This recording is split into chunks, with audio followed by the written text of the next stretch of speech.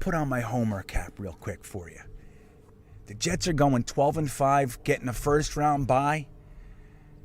Home field for at least one game in the playoffs this year. What do you think of that? What do you think of it? That's what I'm saying. 12-5. We're going, guys. 12-5. 12-5, first-round bye, home field playoff game. Guys, it's going to be great.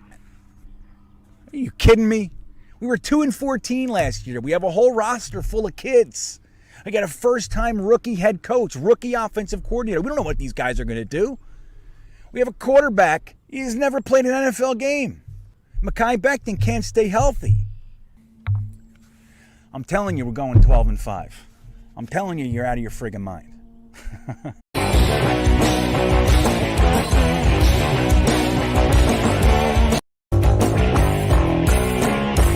And then he goes and brings in Carl Lawson. What did the curse do?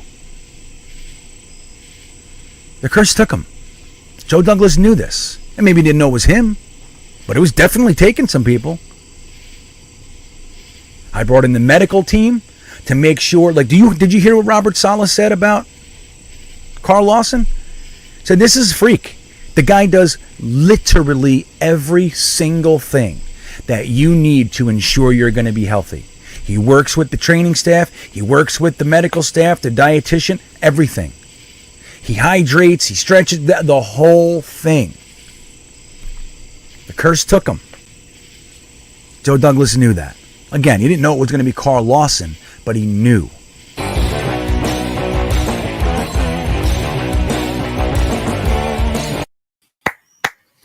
Yeah! What's happening, everybody? Tonight's going to be awesome. I know it is. It's going to do like it does every other time. I'm going to be shaky in the beginning. You're going to hear me just fine. You're going to see me all pixelated. I know it. I already can tell. Don't you worry, because we have backup tonight. I'm so psyched to have the greatest of all of us, in my personal opinion, my favorite Jets podcast. We got him. Here he comes. You ready? We're going to say hello to none other than Matt O'Leary. Look at this guy. He's really here. Let's go. I'm excited, man. How's it going? Aren't you psyched, man? Hell yeah. It's a Thursday edition of our therapy session. It's good. Sometimes you need twice a week. I'm telling you, sometimes you do. You need twice a week. And I'm going to tell you a story. I didn't tell you this, okay. But I'm in such a good mood. The reason I had to bump it to 9:00 is because my son started football, and that's why I'm in Virginia. Like, we were way out in Michigan. We turned around. We came back to Virginia specifically so my son can be in football, my daughter can horseback ride. That's why we're here. So tonight, my son got his first ever padded contact. Ooh. Ever. And I sat there on the side like the stoic dad I am now. You know, I'm like, "Rrr." So I'm sitting there watching. They're doing the drill. Yeah. And my son, I saw they had the starting running back, the starting lineman, and then they had some other defensive tackle. My son was playing linebacker between two bags. And they go, hike! And they don't know which way the kid's going to go. They hand him the ball. My son's got to find him and tackle him. First time ever. Okay. And my son runs up. He picks the right hole, and he meets him head on. First time ever, Matt. I don't know if I said that. Okay. Meets him. The sound of pads crack, the loudest crack of the night. My son fucking levels this kid. He goes backwards. Boy. But dude, I was so happy. But I knew it right from as soon as I saw it. It was the worst form tackle you ever saw. He tackled him. He tackled him up here, like he just and just grabbed him. But he brought him right to the ground. The coaches grab him. Kids are cheering, and they say, "Look, this is your first time. We know that. You tackled him. We're going to give you that, but never tackle him like that again. You want to have, they did the whole thing, okay. But I couldn't help it. I wanted to run in there and I wanted to tackle the coach. Like that's how pumped I got. Up. Yeah. That's awesome though. And they're going to teach him the right form and stuff like that. They're going to teach him good instincts. That's awesome. That's right. He found the side. He knew he could, he read it and he met him, dude. And the pads popped. Like you said, look, they're going to teach him. That's their job. But he made the tackle, and I don't care. I couldn't help. I'm like, yep, I talked to him. You got to go lower. I've been telling you that your whole life, the whole thing. But you did it. I said, how did it feel? He goes, well, it hurt my chin because I did it wrong. But he goes, I got to tell you, it felt great. I said, yes. It felt great, Matt. With Davis out, maybe he can play linebacker for the Jets. Hey, man, I don't care. I don't care where he tackles Sam Darnold. Do you care where he grabs McCaffrey? I don't give a shit. No, he can go up high. I'm just kidding. And that's the whole thing. So it's like, look, just like you said, and it's important. Like, you know, form is key. You got to look up, keep the whole thing. But seeing my son for the first time, because he's played flag a bunch of years, but he's never had a helmet on, never had the pads on. So seeing him do that tonight, I'm telling you, I drove 85 miles an hour the whole way home to get here to be with you. And I was like buzzing. That's awesome. What's the age group? It's maxed out at 13. So I think they got like a couple 11, but it's generally 12 and 13-year-olds. Awesome. And we're in Albemarle County, which is where Charlottesville, UVA is. So he's in that system. He's in like the UVA system. They're called the Patriots. Oh, boy. All right. Yeah. What are you going to do? But at least they're like red. They're like bright red. They're not like, silver, blue, the whole Patriot thing, red, white, and blue. They're just red. But yeah, man, he's playing 2 miles from Scott Stadium where Bryce Hall came from. Like, it's cool, man. Good I'm stuff. in, Matt. Isn't it? For little Bean Jr. Teen Bean. Teen Bean. Yes. Now he's Teen. That's right. He's Teen Bean. He used to be pre-Teen Bean. Fucking poor kid. The poor kid. Everybody's like, pre-Teen Bean. He's like, I don't even know what's going on anymore. Poor kid. So let's say hello to some people. We got a whole bunch, man. John Post is here. John Post is going to help us with some monitor. What did I call it? Moderating. Mod. He's going to be a mod for us tonight. He's going to help out. I got a few of them. The only thing I'll say, mods, is let's not bounce anybody for just having different opinions. We want to keep the trollers out of here and all that stuff. But my mods do a great job, and John Post is one of them, and I appreciate it. John Amarello's here. He was at the Cyclone ride with us, Matt. That's right. Yes. Jack Oliveri loves to see me count because I can't. Jack loves this. Eminon's back. Vervain is here. Frankie from Flatbush and Jeremy Cravat are here. They just did an 8 to 9 o'clock show over at Frankie's channel, Frankie from Flatbush. So I'm happy to see them over here. Thanks for popping over, guys. I appreciate your support. Braden Bethwaite, Phil Adams from the UK. He's here. Three Amigos brought his wife and kids to the Cyclone and to Nathan's with us. So they had a good time. There you go. Jets Mess is here. Jay-Z, lots of man. They're all here, dude. They're all here. I love it. Joseph Schwartz back. Greg Tarr's in the house. Good to see him. Johnny P. Rusty Spooner hasn't been around in a while. Tom Bon Jovi. A lot of our favorites are here, man. So hello, everybody.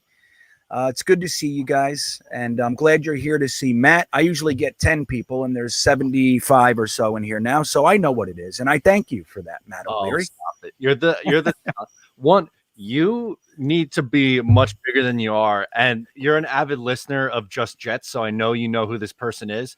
Doesn't Travis from Ohio need his own show? He does. He's electric every week. He is. I like him. He does sound like he might be drinking a little bit sometimes, though. Sometimes. But he's fun, man. He's a good. I also thought the impersonator did a good job. That was a good impression. Yeah, it was good. For a minute there. They started to lose it at the end. It's hard to do impressions, but in the beginning, I thought it was rock solid, dead on. I like that your callers are getting impersonators. So this is good. This is great content for us, especially in the off season. Like, I'm living for this stuff. It's perfect. Yeah, it's the best. So let's get into some Jets, man. We're less than 24 hours away now from the final preseason game. I'm going to ask you a question because I've been listening to some podcasts and some stuff today, and there's kind of a split in Jetnation right now, which is, do you think we should play Zach Wilson in the final game? Like, if it was your choice, would you play him or would you not play him? Where do you stand on this one? I would. I think he needs the reps still at this point, and a lot of the Jets starters are on the younger side, so I'm all for getting the younger guys playing time. Now, I understand if, like, Mekhi Becton, who's banged up, he doesn't play, like, fine. Yeah, that makes a ton of sense. Or maybe you want to rest an older guy like Marcus May or, like, something like that, fine. But for a rookie quarterback, I don't know how comfortable I'd feel after saying, okay, he had 6 series in the preseason, and now you're going to do it for real in 2.5 weeks from now or whatever it is. Yeah. I don't know if I like that very much. I think he should play for about the half, which is what Robert Saleh said earlier this week. Yeah, and that's a good point too, because like think about it. If he doesn't play tomorrow night, now we're talking about he looked all great and everything, highest QBR and all that stuff, but now we're talking about a 2-week delay gap between when he looked good and when he's playing for real. And I don't know how beneficial that is, having a 2 weeks of just kind of sitting around. I think I'd like to see him too. I think that we could see a dip if we don't play him, and I think Saleh might be leaning right. That gap. I don't know how good the gap would be. I do get the injury concerns, especially with this friggin' team. It seems like, for a while it looked like we were doing great, and then all of a sudden the floodgates open. Man, it's like every two minutes there's something. I heard LaMichael Pirine? Is that accurate? I heard that he walked off today. I didn't hear anything else after that, but really the last week was the week from hell, man. With Carl Lawson, Vinnie Curry, Sheldon Rankins got banged up, Mims, like you go right down the line. It was the Green Bay week was rough, and then now this week, like you're saying, if Michael Pirine got banged up, that's just another one.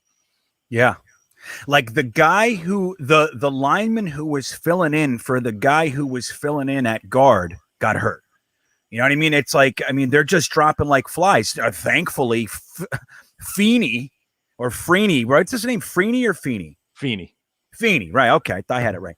He's a rock. He sucks, so he's going to be healthy the whole entire season. We're never going to see him. He's like a cockroach. The way he bangs, she's like, I'll never get hurt. That's the kind of guy he is. He's like a Klecko. He'll play with broken arms and legs and blood all over him. He's that kind of guy. Too bad he's not any good. You know what I mean? Because that's what I was saying. Like when he was out there for the Islanders playoff run, which I loved, by the way, I was like, I want to hang out with this guy. I don't want him blocking for my quarterback, though. I'm really right. And he's unfortunately proved me right during training camp and the preseason. I know, like we were all hoping, like, hey man, how do you not like this guy? He shot out of a cannon. Like Jetnation was like, I love this guy. And then he gets on the field and he's laying on his back. Like we can't have that. I mean, look at what the Chargers just did this offseason. He was their starting center last year, and they paid Lindsley a boatload of money to come in and start. That's how confident they were in him. They said, it's okay, you could hit free agency. We're going to pay the biggest contract ever given to a center to get someone in here who we trust. So that tells you all you need to know. Yeah, right. Exactly, man. And it's like, look, we need guys, we need depth. Like Connor McDermott going down. And like Saleh said, like we're seeing freak stuff. Like Jarrett Davis got fallen on.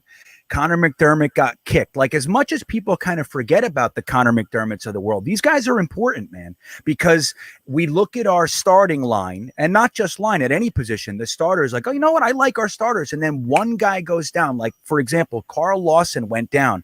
We went from having the sack exchange 2.0 to people not wanting to watch the Jets this year from one guy.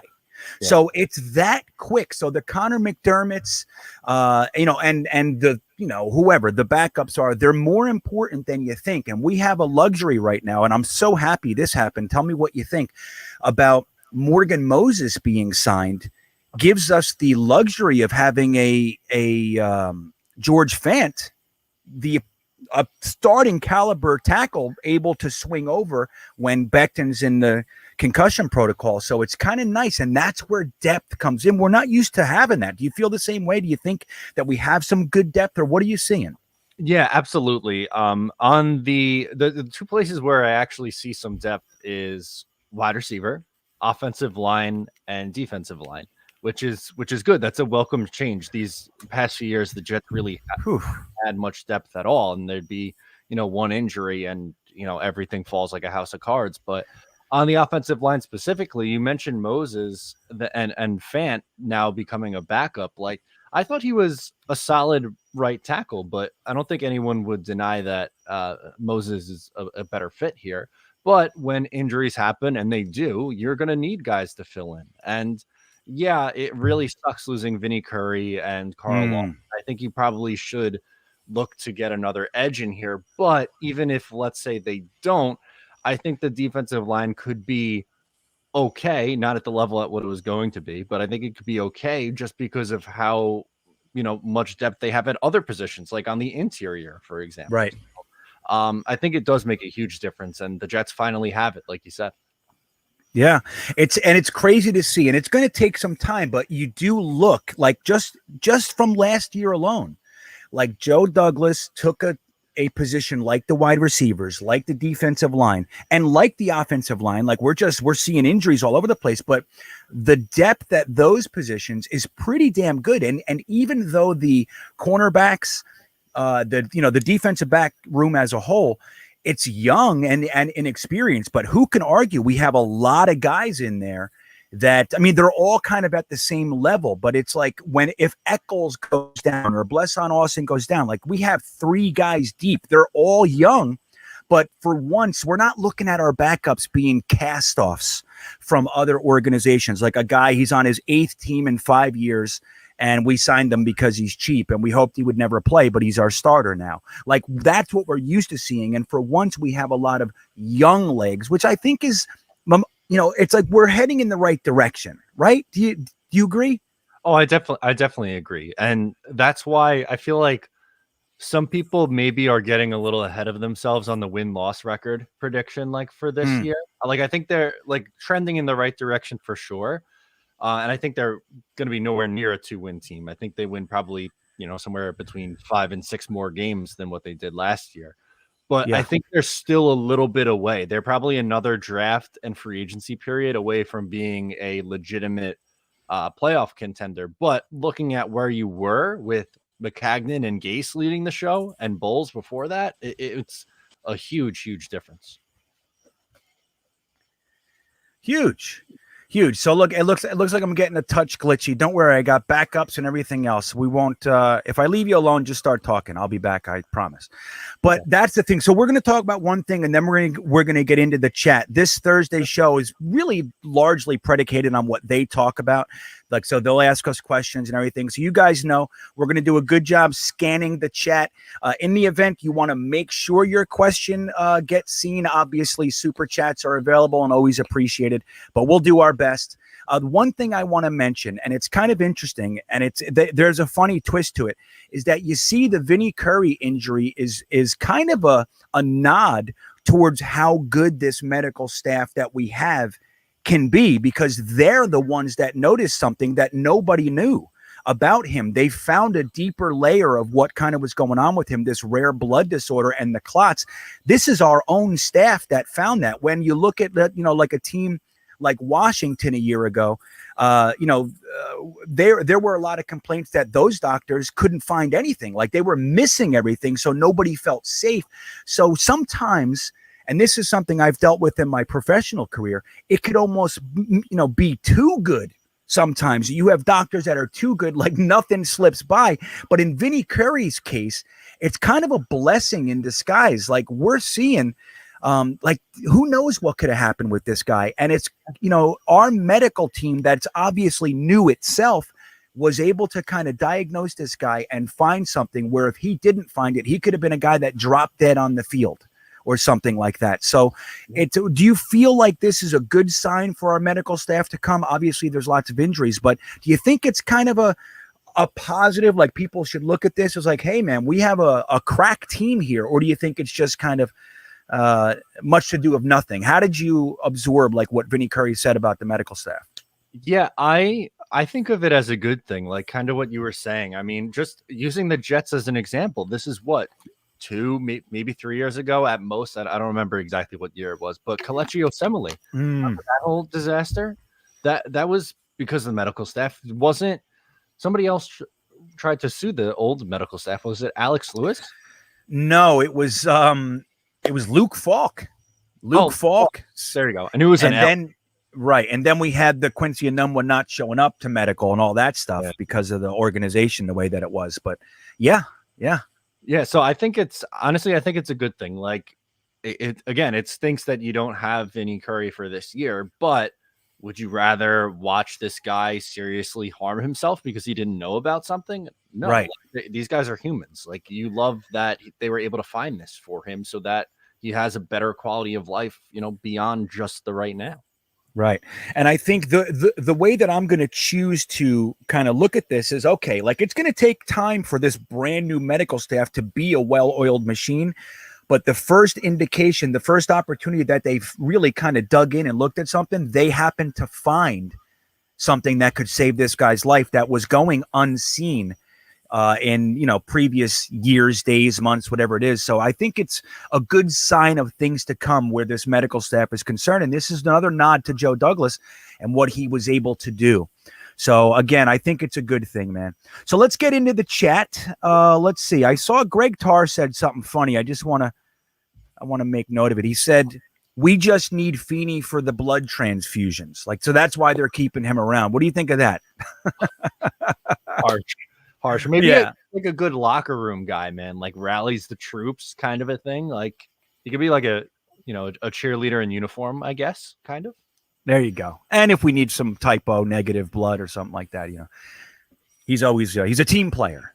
Sure. Right.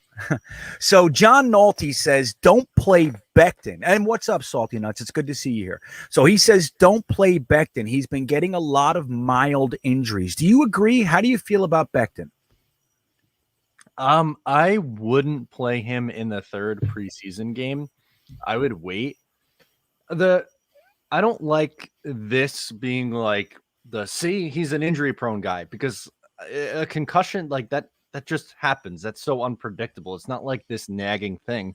Right. And when you look at how he came into camp, he came in phenomenal shape. He's in probably the best shape that he has been as a member of the New York Jets so far. So I don't think it's a matter of him being like out of shape or something nagging from last year. So just out of precautionary reasons, I don't think I would play him.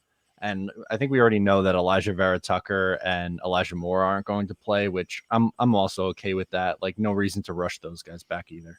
Yeah, that's such a good point too. Because look at this from OTAs to mini camp to training camp. We've been hearing every single week, from plantar fasciitis to eating himself to death to on and on and on and on. Every week they tell us that Becton isn't healthy.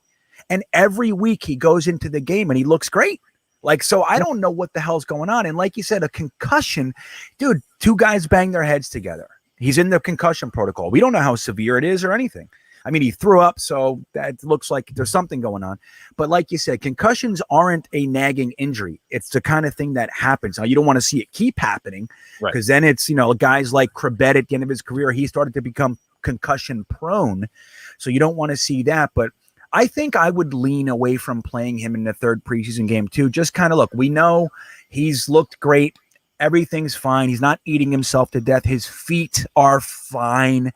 There's nothing wrong. So I think I agree with you. I'd probably just make sure he's good. Let's get him spiffed up nice and shiny, get him a nice coat of wax, and put him in the first regular season game and watch him kick the shit out of everybody. So Three Amigos, who interestingly said he didn't actually get to meet you, but the thing is, Three Amigos at the Coney Island, we hung out with your wife on the Cyclone. So he took the kids to, ride the small rides, and his wife rode the Cyclone with us. So that's really what happened. O'Leary was spending time with your wife, not you. That's how it went. Oh, so I just wanted to, okay. So he says, who wins this game? He's straight up. What are we looking at here? The Jets are 5.5 point favorites. So who do you think is going to win this game? Just straight up. You think we're going to win? You think the Eagles take it? What does it look like to you?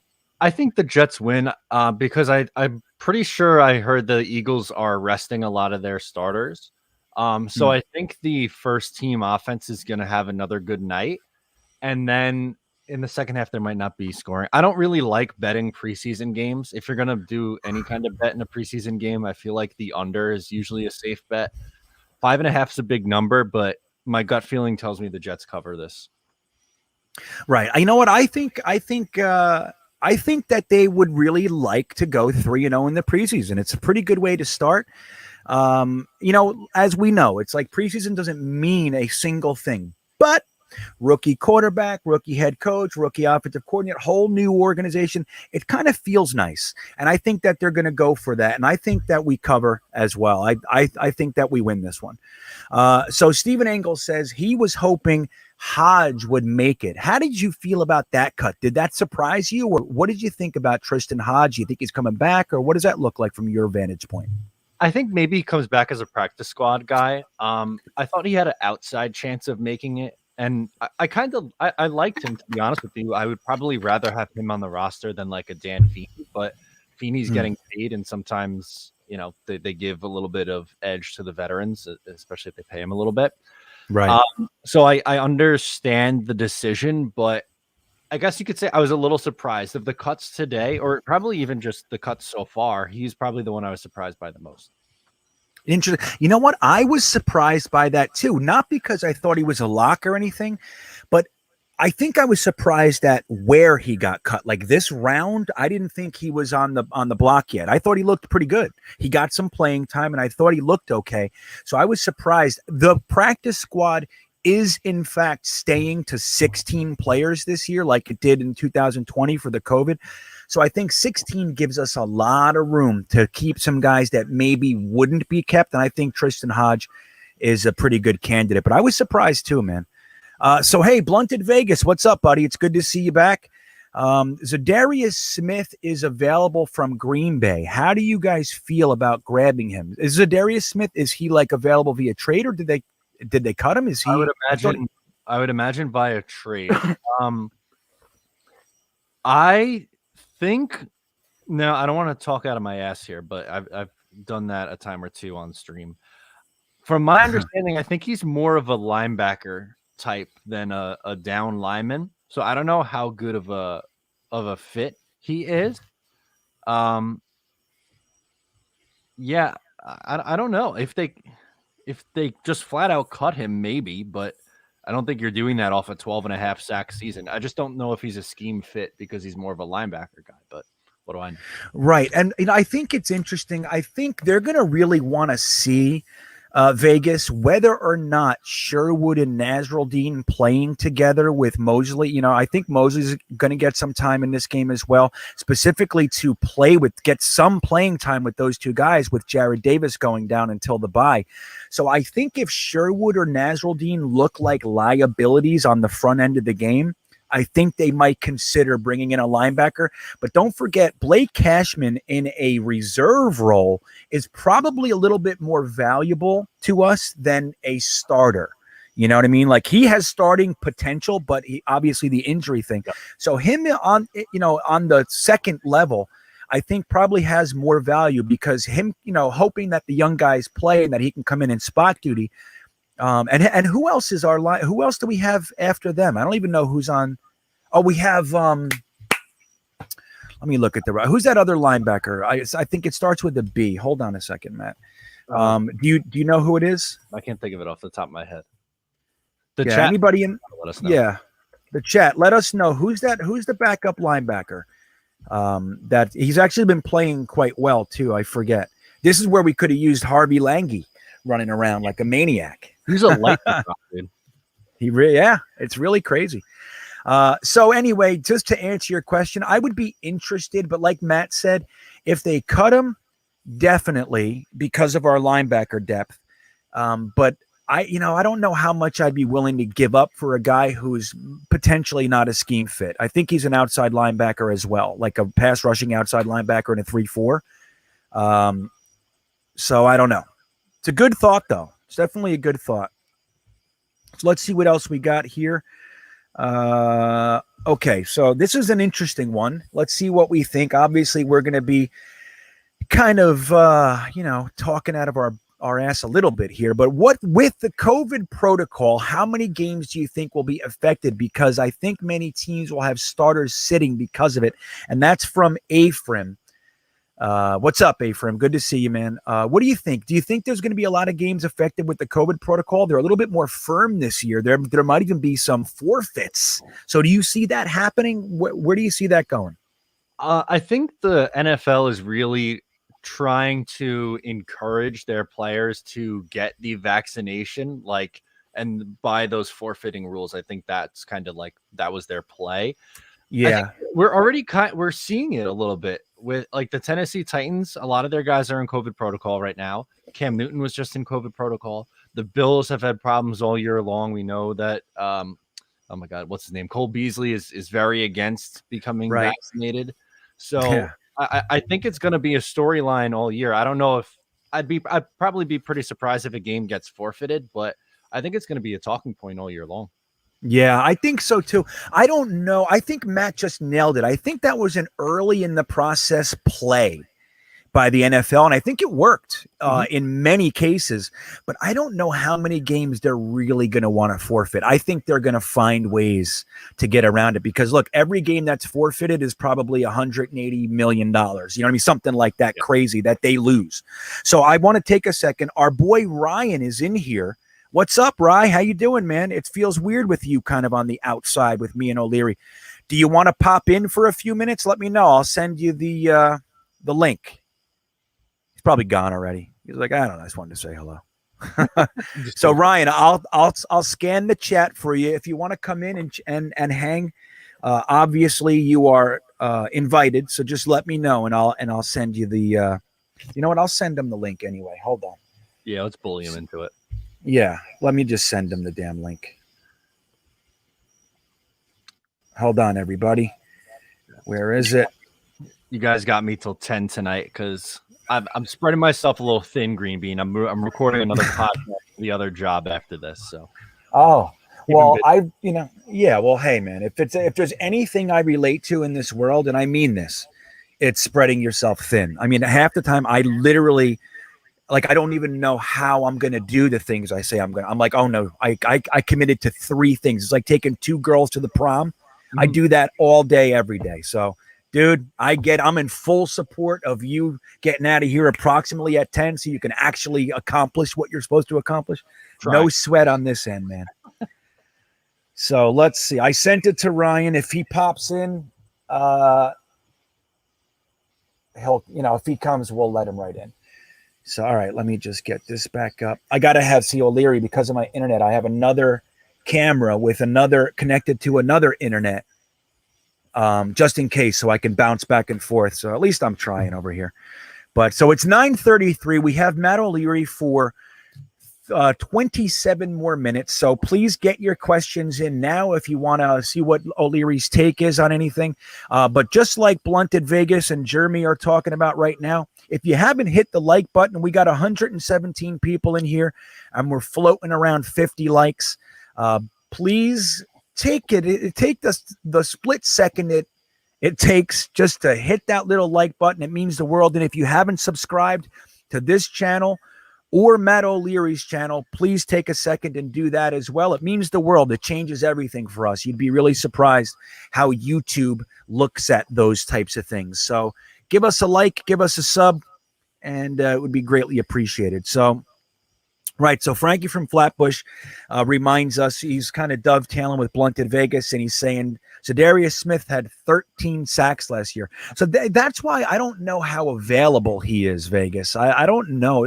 Have you heard anything, Matt, with him kind of I saw on the outs? Articles, like they did something with their like restructuring of his contract.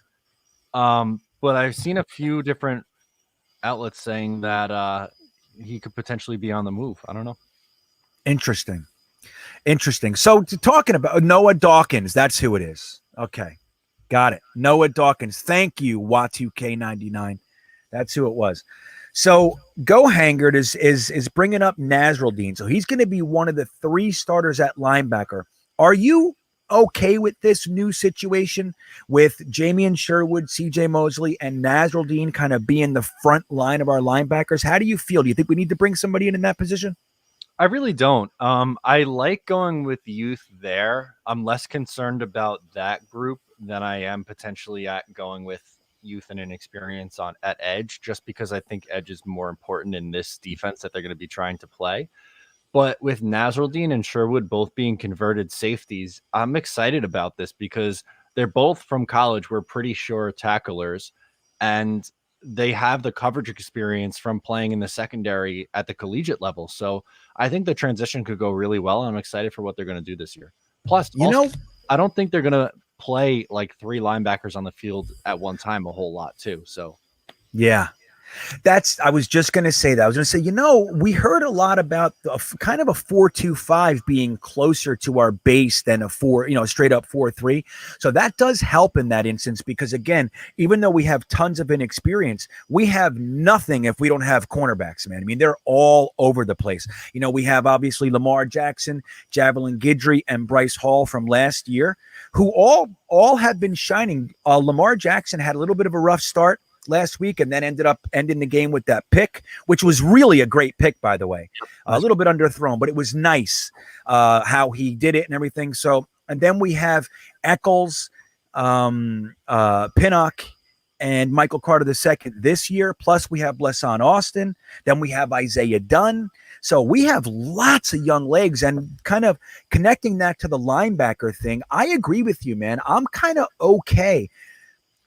The pass rush, the edge is a little bit different because the whole defense is predicated on that. But linebackers and cornerbacks, for once in our lifetime, we're seeing a stockpile of young, hungry, blue-collar, hard work ethic type of guys, as opposed to the cast-off scrubs that we usually have here. And I'm kind of excited, even though I'm disappointed Carl Lawson, Vinnie Curry, Jared Davis are out.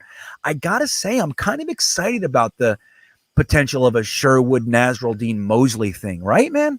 Yeah, definitely. And specifically, I think for me, at least with Nasruldeen, I really think the ceiling's pretty high there. Kind of like how they got Bryce Hall so late last year and he fell kind of because of injuries. I think we saw a similar thing with Nasruldeen, and I think he'll surprise some people. I think this kid could play.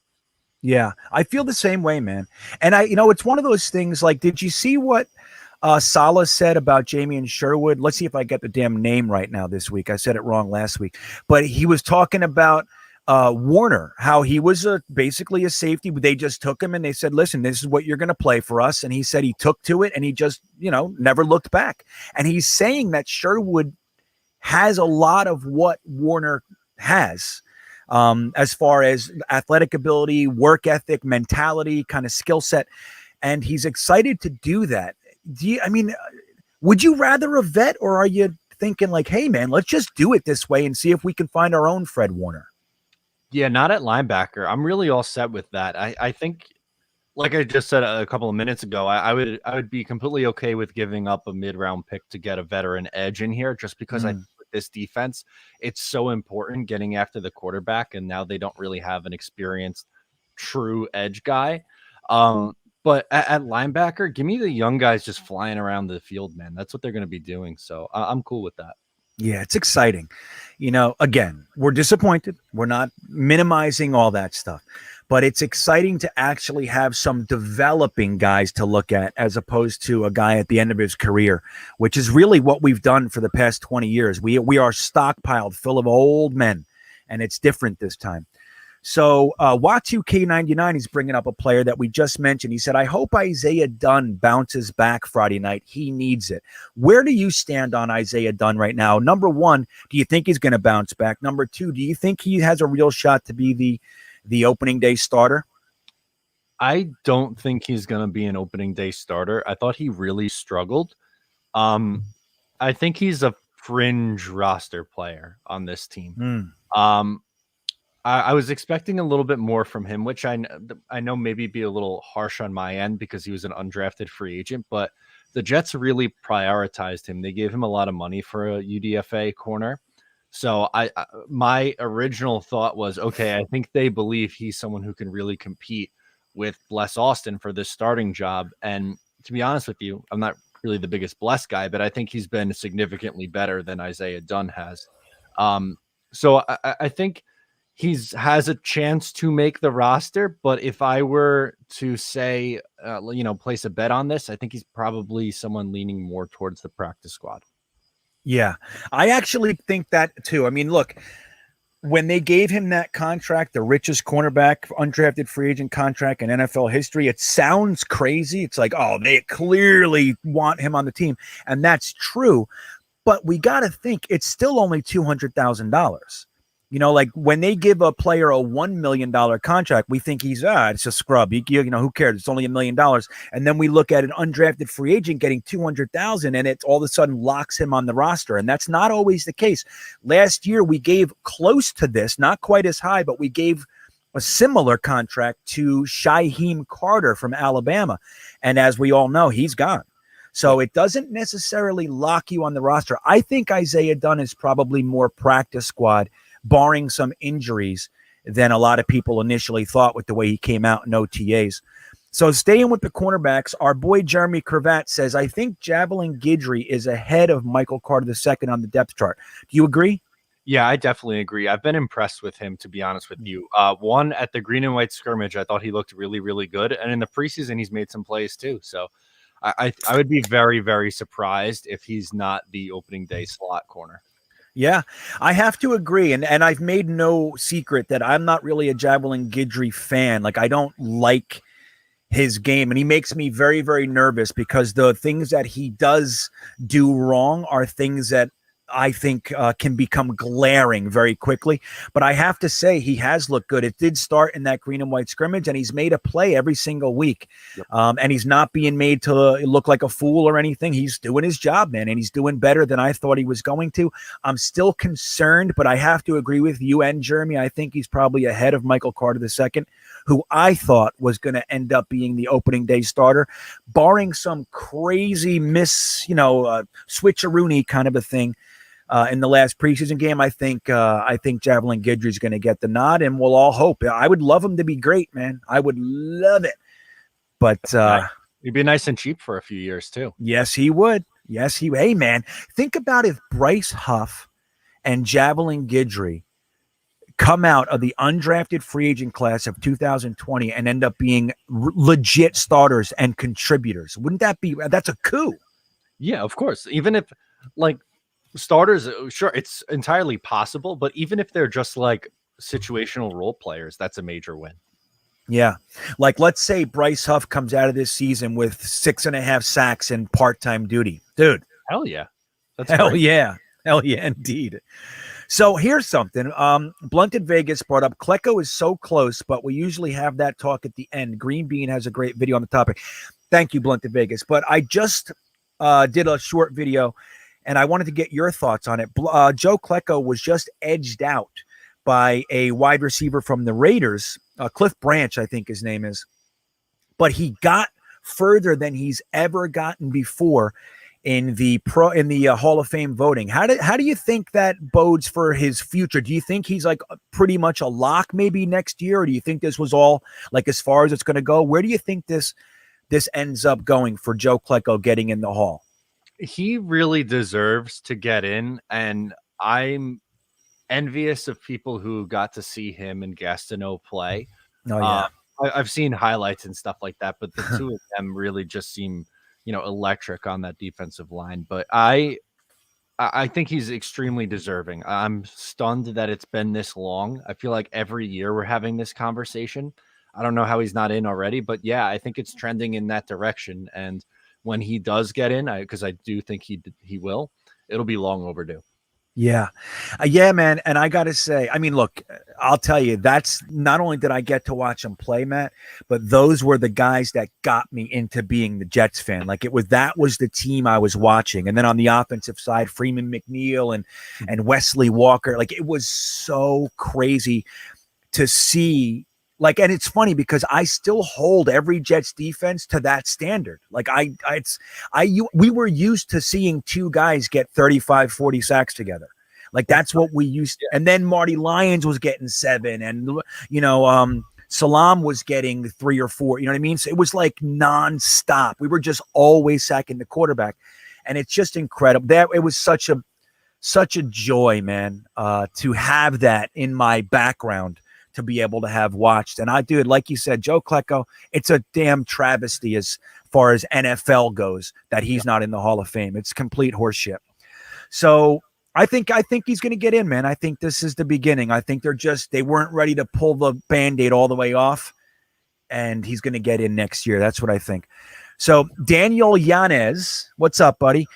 says, how would you guys feel if Zach got hit like Fields and how Lawrence is getting beat up already? How would you feel if our offensive line wasn't protecting Zach Wilson as well as they have been, and he took that? Dude, that Fields hit was Brutal. Brutal. How would you feel if Zach was getting beat up right now? What would that mean to you? I feel like I did the last 3 years. Very frustrated. Watch Sam Darnold play quarterback. Like Spencer Long snapping the ball over his head and getting him killed as a rookie. That's about as mad as I've gotten during a regular season game.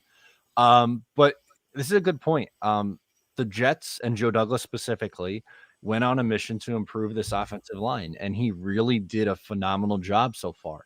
It's not a 100% complete unit, but it's pretty damn close.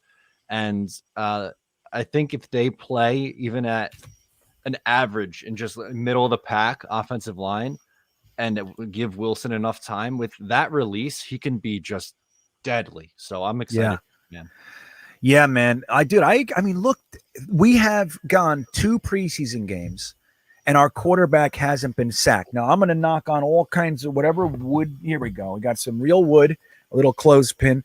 I don't want to jinx anything, but this is such a stark difference than what we're used to seeing, man. I think it's beautiful. I would be very nervous if Zach Wilson took a hit like that. I would be, I don't know, man. It's not what you want to see. And I'm glad that we haven't seen that right now. And it shows, like you said, Joe Douglas has been working on something, man. Oh, yeah. And we're trying to build this team from the inside out. And it's nice to see. Hey, I wanted to mention NYJ today. I didn't see you in here. He's saying good night. I guess I just missed him. So, hey, man, I'm glad you stopped by. I'm sorry that I missed you. If you're still here, just know that I'm appreciative of you stopping by. It's always great to see you around and everything. I love your shows as well. He's a good content guy, and I hope you have a good night, man. I hope you hear this, and I'm sorry if I missed you. That's a bummer. I would have liked to say hello. You know, Matt? Yeah, he's a good dude. Yeah, he is. So let's see what else we got in here. Let's see what we got. They're talking about Sean Ellis. What do you think of Sean Ellis? My favorite. I must have shown you this. The frame jersey, the sign on the wall. I love Sean Ellis. Are you kidding me? He was great. How old were you when we drafted Ellis and Abraham and Pennington and Becton in that 1-4 pick first round? How old were you around? Were you watching yet? So I'm a 95 baby. So I was 5, but I really like 2003 is the year I really got into it, when I was 8 years old. And then like right at the 04 run, the Chargers playoff game on Saturday night, that game, one of my best memories as a fan, that really hooked me. And then the Pittsburgh game with Doug Bryan, 2 missed field goals, crushed me. That was my first. I always tell the story. That was my first sports heartbreak, and I took that very, very hard in that game. Oh, dude, Ellis was interesting. He was kind of like the Leonard Marshall to Lawrence Taylor. That's how he was to Abraham. Like Abraham was like this dominant, like just kind of couldn't be stopped almost. And Ellis was like the quieter, kind of more hard work, blue collar guy, taking the blocks and everything. But damn, was he good, man. And we had him for what, 12 years or something? Was it 11, 12 years?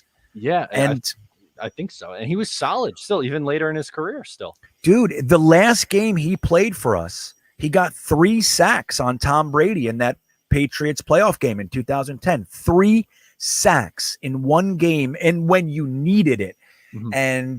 And we let him go, and he went to the damn Patriots, man. It's just, what a terrible ending to that one. Him and Danny Woodhead was on that team. 2 of my favorite guys. It's just like, come on, man. I know. We let Danny Woodhead go for I think it was Joe McKnight. We kept Joe McKnight over Danny Woodhead, and I get it. You know, talking about like the pedigree, came from USC, was really good, but it's like, dude, you got to be able to recognize that stuff. When this guy, you got a special player here, you know, it just sucks. Danny, I hated it. I hated that one. That one really bothered me. And I mean, R.I.P. Joe McKnight, but I think right, had the better career, and it would have been nice to have that kind of a, you know, multi-tool kind of a guy on those 2010 and 2011 Jets teams. Yeah. So I know, man. It's like, I don't know. It's like you said, rest in peace, Joe McKnight, of course. And he did have some impact Yeah. for us for a little while, but it's just a shame, man, when you see good players leave that as soon as they leave, they're going to go somewhere and be effective. It's just the worst. And we did that far too much, man. It's just it's the worst. So Go Hangard says the 1998 AFC title game. I was so sad after that game. So you were 3 years old, so you're not going to remember that one. But speaking of AFC championship games, the 2010, did you think, I'm just curious here, did you think we were going to have a collapse after that? Did you think we were kind of on a run, or like how surprised were you that the next year we were kind of like done?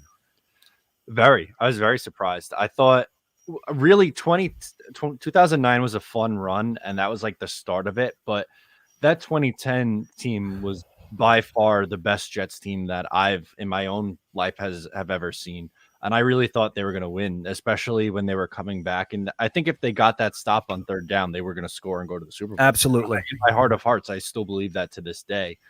And even in 2011, they started 8-5. Like, I know they weren't, that's not a phenomenal record, but they probably should have been a playoff team. But then you lose to the Giants, the Eagles, and then Miami in the final week of the season. And that was it. Ugh. Yeah, that was the game. That was the one in Miami. That was my son's first Jets game ever. And that was the one where Santonio Holmes got into the fight in the huddle. Yep, I remember. Oh God, that was times. Awesome. Yep. Good times. So Gitmo Bob, before you go, we'll let you kind of share on this one and then I'll let you bounce out of here. Did you hear the news that we hired a senior offensive assistant / quarterback coach in Matt Kavanaugh? Yeah, I like it. I'm all about trying to do everything possible to make his life easy for your young quarterback as you can. And that's what I think of. And this guy's been around the league for a long time. He's spent some time with the Jets too, if I'm not mistaken. Right. He was a quarterback coach like 10 years ago, roughly. He was during that run. He was Mark Sanchez's quarterback coach for 3 years, 2009, 10, and 11 and 12, 3 or 4 years. Okay. So yeah, I'm about it. I think it's a smart decision to bring him back. Yeah. And it's interesting. And I think Joe Douglas and the Jets did it the right way. Like they didn't just, when the tragic passing of Greg Knapp took place, they didn't just run out and hire somebody right away. They kind of let it settle down. But the truth is that Rob Calabrese is probably ill-fitted to run that quarterback room by himself. So getting someone in, because like the design of our coaching staff was really, it was kind of obvious if you looked at it. It was, LaFleur is young and his first time in the position. Calabrese is young, his first time in the position. And then we had John Benton and Greg Knapp as these guys like with all the experience to kind of level it off and make sure everything was going to be, going according to plan. And then obviously we lose Greg Knapp. And I think Joe Douglas waited it out and just kind of nice and quiet, like brought in a guy like Matt Kavanaugh, who's been in the league since 1978 as a player and coach.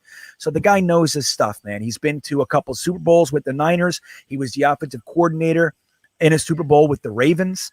So the guy knows his stuff. I think it's a fantastic move, and it shows what Joe Douglas kind of, how he's thinking, man. He's like, no, dude, like we have to make sure Zach Wilson, all resources go toward Zach Wilson becoming the quarterback that we need him to become. And I'm really psyched about it. I think it's the best damn move. One of the best moves of the offseason, quite frankly. Yeah, I agree with you. I think it's important to have that veteran experience and that presence around. So I'm all for that. Yeah, man. So it's 9:55. I'm gonna let you go. But anything, any thoughts, anything you want to share before you leave?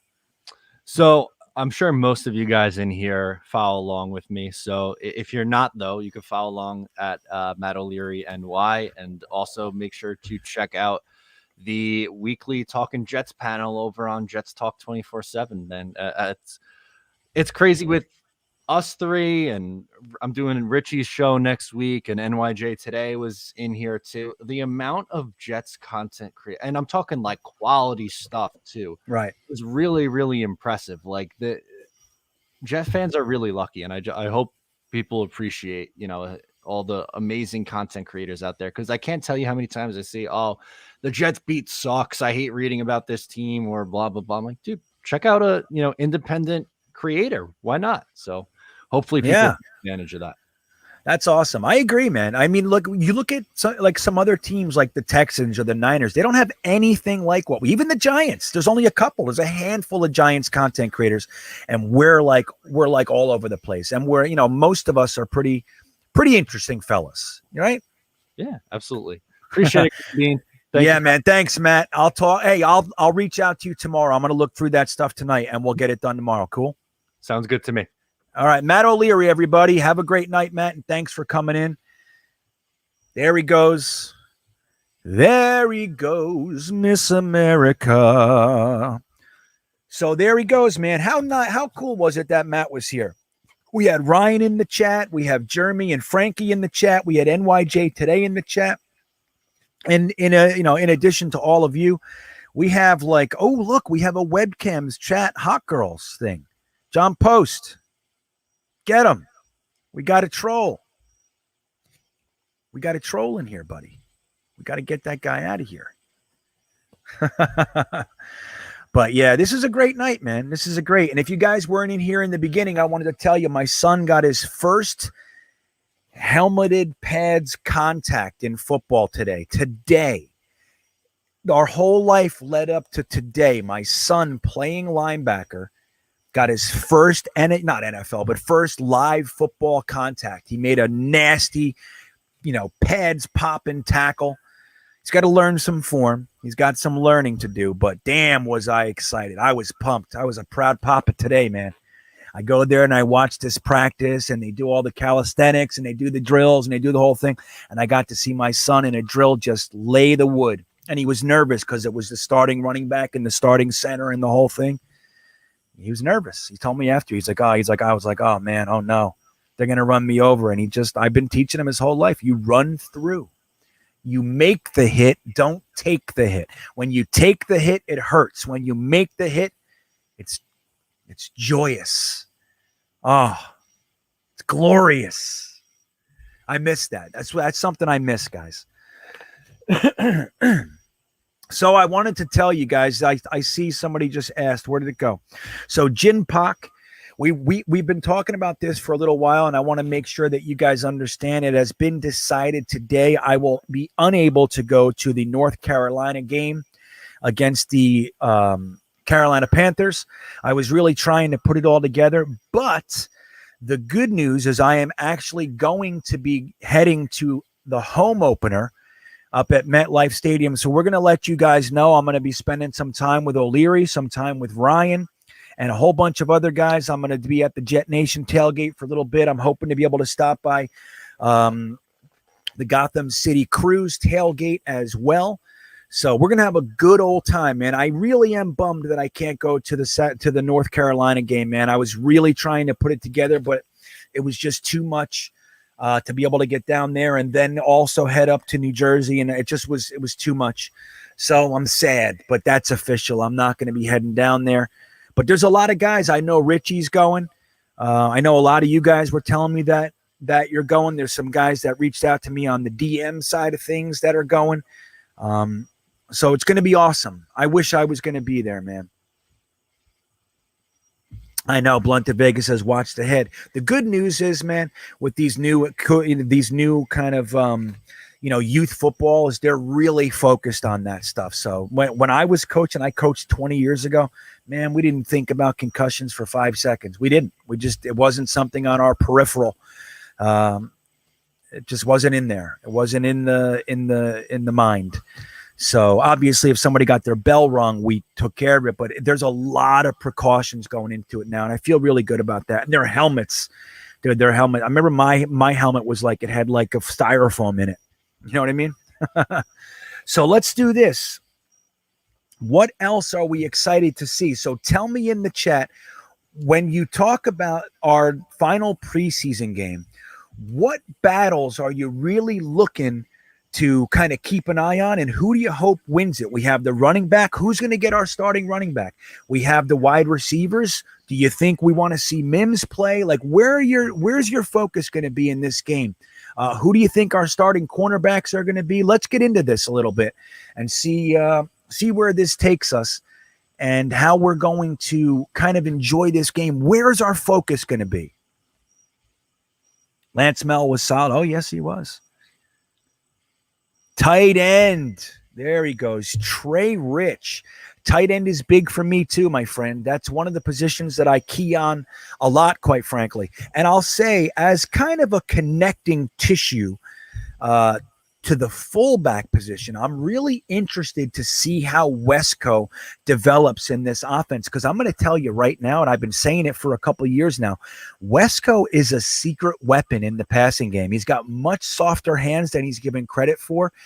His route running is pretty good. If you saw the one catch that he had against the Packers, what he does from the fullback position to get open it's downright beautiful. Like, he goes through the line, they're faking the run. They're doing a little bit of play action, and he runs through the line, hits the linebacker, but he makes sure to hit him on the right side. The linebackers, he gets to a position where the linebacker's actually trying to get around him to Wesco's left, but Wesco's heading the other way, so he loses them. It's downright beautiful how they set that up and how he played it. And then obviously the catch and the run after and all that. I think Wesco's going to be a secret weapon, and I'm really looking for Tyler Kroft, man. This is going to be Herndon's last opportunity to make an impression on these coaches, man. I'm going to be real honest, man. I don't know. I would probably keep, if it was like between Herndon and Griffin and Yeboah, I would let Herndon go. I would. I'd be looking to trade him for something, some sort of edge rusher. But I don't know. What do you guys think of Herndon? Where do you think that's going to be? Yeah, we do need another Mickey Schuler. Tell me about it, buddy. Right, Eddie McGuire says he thinks Wesco is the man in this offense. Yeah, I agree. Dude, I think that he's going to take well to this fullback position. I really do. He's a crushing blocker. Now, he's not perfect. He does have some clams. He really does. He misses sometimes. But I would say 80% of the time, he's connecting and getting his job done, if not more. There's usually like one or, I've noticed one each game so far this preseason where he kind of missed. We call that a clam, But I think he's going to be real good. And New York Jets tails, I agree. I think Kroft probably won tight end one, which I'm fine with. He's not going to be the guy. He's not going to be Tony Gonzalez or Kittle or Kelsey or anybody, but I think he's got it locked down. Right. So MPC says the same thing. So yeah, I think Kroft is our dude. Oh, and Nolte, Nolte says he wants Berrios to solidify his wide receiver spot. That's another question. Do you guys think Berrios is going to make it over Vincent Smith? You think we're going to keep 7? We'll get to that too. I'm going to read some of your comments on the previous question, but that's something else to ponder as well. Young starters bring mistakes, so I focus on NFL level starters. 2020 Jets seem to be lacking, maybe even needing 5 starters on both the offense or defense. Well, that's an interesting way to look at it, man. If you remember Parcells said, hold on, I gotta get this fan. It is so hot outside. Can you guys hear the crickets and cicadas and everything? I don't need this anymore. Let me just put that there. So hot, dudes. I'm sweating. I'm outside right now. So Parcells used to say, for every rookie that you start, you're going to lose a game. So if that were the case, right, 50-11, if that was going to be the case, we would have a lot of losses because we're probably going to start a bunch of rookies. So that would be bad news. But here's what I'll say. I am looking at the NFL guys, obviously guys, that aren't rookies, Becton, Morgan Moses, Corey Davis, and the like. But I got to tell you, I really do prefer that for the question mark positions, linebacker, cornerback, things like that. I'm happy that it's young guys that have developmental potential as opposed to being old kind of cast-offs and scrubs, which is what we've usually done. So I think this is kind of an exciting twist. And I'm excited to watch those guys. So Frankie, hold on.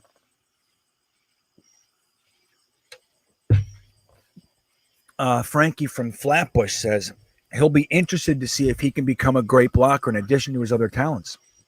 Yeah. Well, I think blocking is his strong suit right now. But I think he's done a pretty good job. Hold on. I got to tell my wife to bring me something.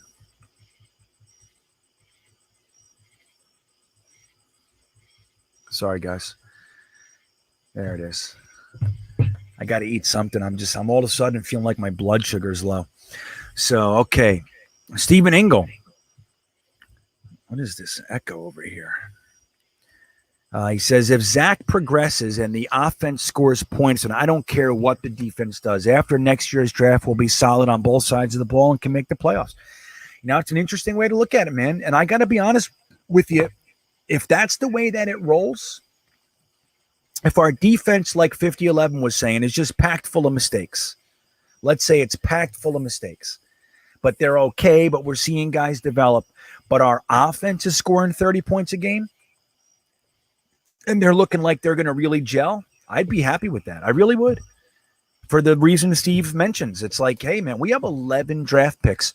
5 of them are in the first 3 rounds. 4 of them are in the first 2 rounds. So, we have a lot of ammo to be able to bolster whatever areas we deem as our weakest points. Now, we have, obviously, edge rusher and cornerback, right? I mean, who knows? Maybe one of these guys pops up and they're a 10-year starter. Who knows? But right now, it looks like edge and corner and probably safety are going to be needs, right? So the good news is that there are quite a few. I mean, we'll see how the season plays out. Quite a few marquee type edge rushers coming out, and it happens to be one of the strongest safety classes. At least that's what it looks like now in a very long time, maybe even as much of a decade. So that'll be interesting. But I'm with you, man.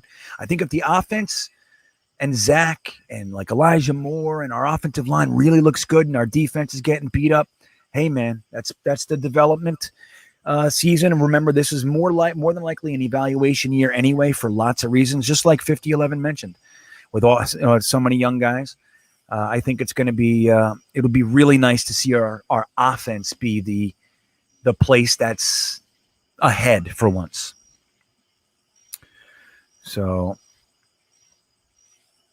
let's see what else we got here. Let's see. I got to back it up a little bit. Berrios reminds me of Krebet at times. I don't know, Lenny. I don't know. I don't see that too much. I see what you're saying. I think it's probably more about being a white wide receiver. Not that I'm just saying from my standpoint. But I think Krebet had a very specific style, man. Slippery. And I don't think Berrios has the same skill set as Krebet. He does, I think Berrios is maybe a little better than a lot of people like to think he is. I think he's quality. I think he's an NFL player. But Krebet, man, he was almost uncoverable at times. He was just such a slippery guy in his hands. Whew. How many passes did Krebet drop? You know what I mean? It's like, I don't know. I mean, there was in the beginning he did, but dude, that guy caught every freaking thing. So Greg says, Berrios has a better connection with Zach as a slot and is serviceable as a special teamer. Yeah, I got to say, though, I thought coming out of OTAs, I thought the connection with Berrios and Zach was going to be a little bit more prominent than it has been in the preseason. Vincent Smith has come on, for that kind of back end of the wide receiver group a little bit more than Berrios. I thought, coming out of OTAs, I thought Berrios and Zach were going to be on fire. I really did. And that hasn't exactly materialized. So I don't know. It's going to be interesting, right, man? It's like, I think it's going to be really interesting to see where the decisions that we make end up going. Like, is Vincent Smith going to beat Berrios? Are we going to keep 7 wide receivers? Like, so Vincent Smith and Berrios can stay, and then Jeff Smith is odds man out. Maybe Jeff Smith beats them both out. We don't know what they're going to think and who's showing up in practice and then, on days that we're not seeing them. I don't know, man. It's going to be really interesting. Let me see here.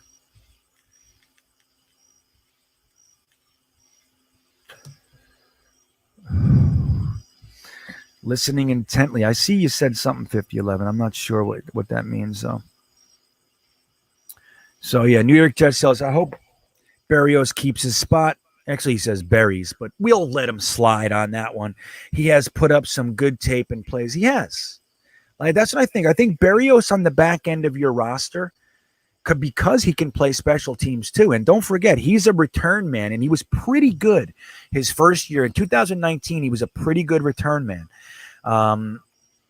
Not great or anything, but he actually, for a little while, he was like way up there in the top 3 in the league, oddly enough. I remember having discussions about that, but he can also play other positions on special teams. He's one of those guys. He's kind of a jack of all trades in some respects. And he's a guy, like, if he's your 5th or 6th or 7th wide receiver coming in, that's pretty damn good. It really is. So I'm in support. But I like Vincent Smith a lot, man. I really do. If I had to choose between Berrios and Vincent Smith, I think I might choose Vincent Smith. And that doesn't mean I don't like Berrios. Let's see what else we got. Berrios. There we go. Lots of support for Berrios in here. Interesting. Yeah, I like him too. I do.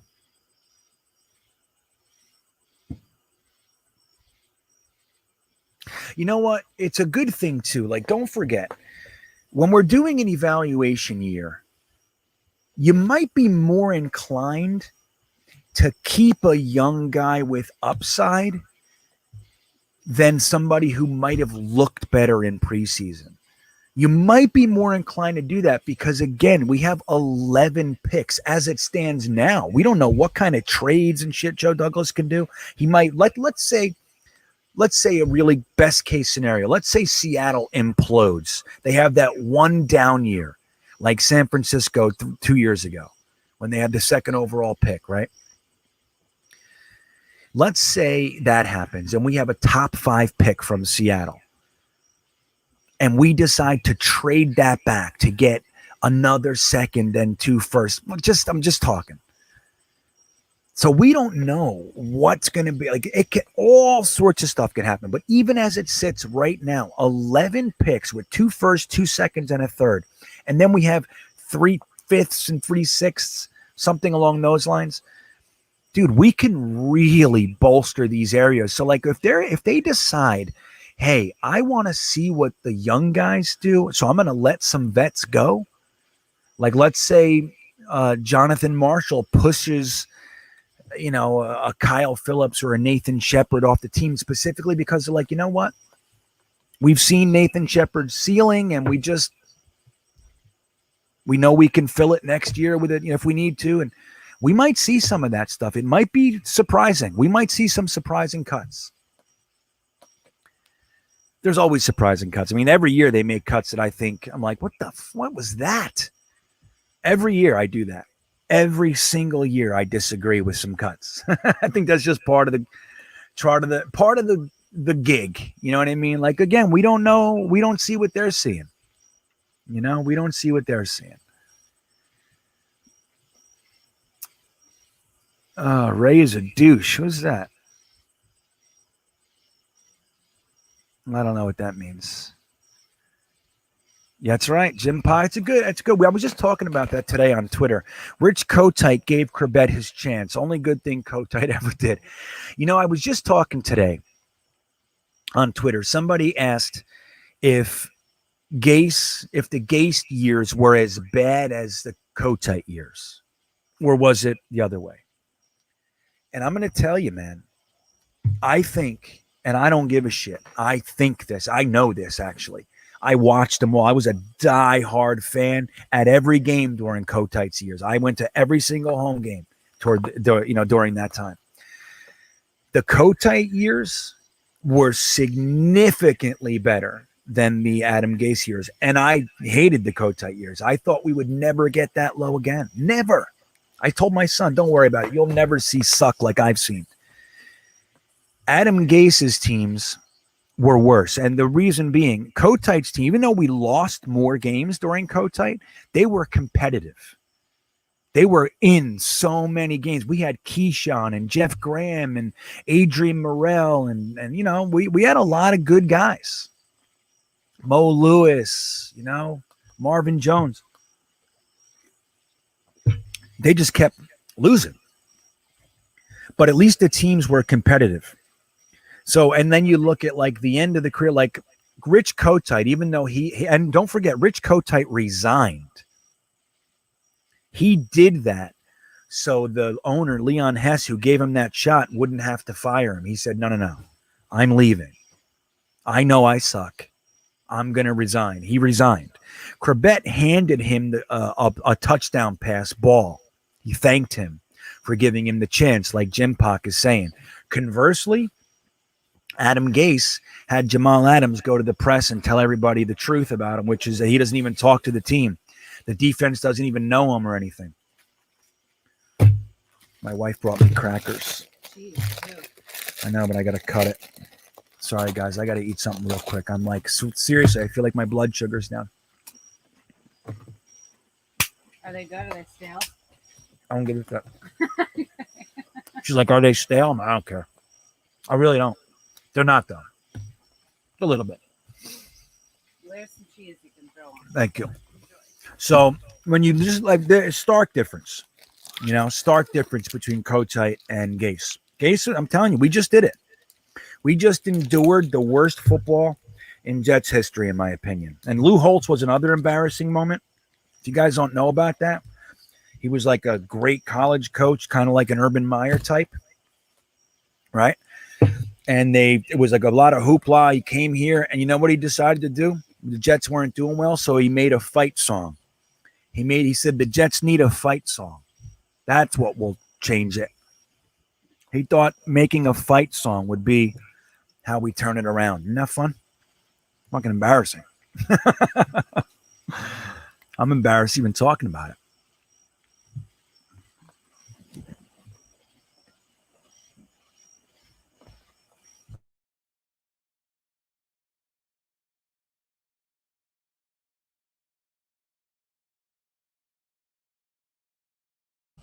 So Mike G. Sorry, guys. Mike G says, hey, GreenBean, cut Zuniga. Can't get to the quarterback. Yeah, well, it's tough when you're always friggin' injured, isn't it? I don't know what they're going to do with him. You guys know I'm a Zuniga fan, right? I liked him in college. I liked the pick. I wouldn't have used a third-round pick on Zuniga. I wouldn't. But I would have used a fourth or fifth on him for sure. I thought he was a little bit early because of the injury concern. If it wasn't for the injury concern, I think he could have been a second-round pick. I liked his game in college. He had some things to work on, but he was effective. He wasn't Ja'Kai Polite. A lot of people lump them together now because they came from the same school. And they're both not doing shit in the NFL. So I get it. But they're very, very different players. But, dude, he can't stay healthy. Up to this point, 2 years have been riddled with injuries. He had like 2 plays in the Giants game where he had pressure. At least one of them. One play he did have pressure, and there was a sack. It wasn't him that sacked it, but he pushed the tackle back, and the pocket collapsed. It was good. So, I don't know, man. I don't know what they're going to do with him. Clearly, he's a Joe Douglas third-round pick.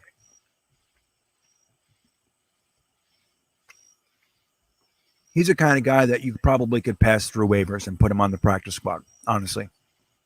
Because he ain't doing anything. Very disappointing. Let's see.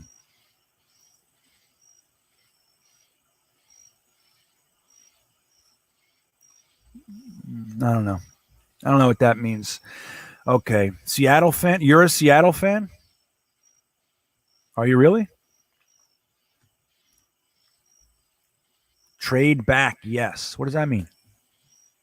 You mean trade the pick back to Seattle because you're miserable. If you're a Seattle fan, we should talk about it. How do you feel about the Jamal Adams contract?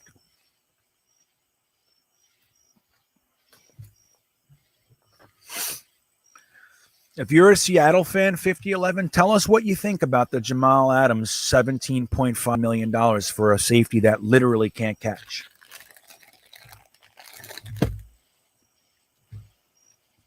And is a liability in coverage. For real. I'm serious talk. I'd love to know what a Seattle fan thinks. I talked to some Seattle fans when we first made the trade. I happened to be up there. I was in Washington State when we made the trade. So I talked to a few Seattle fans.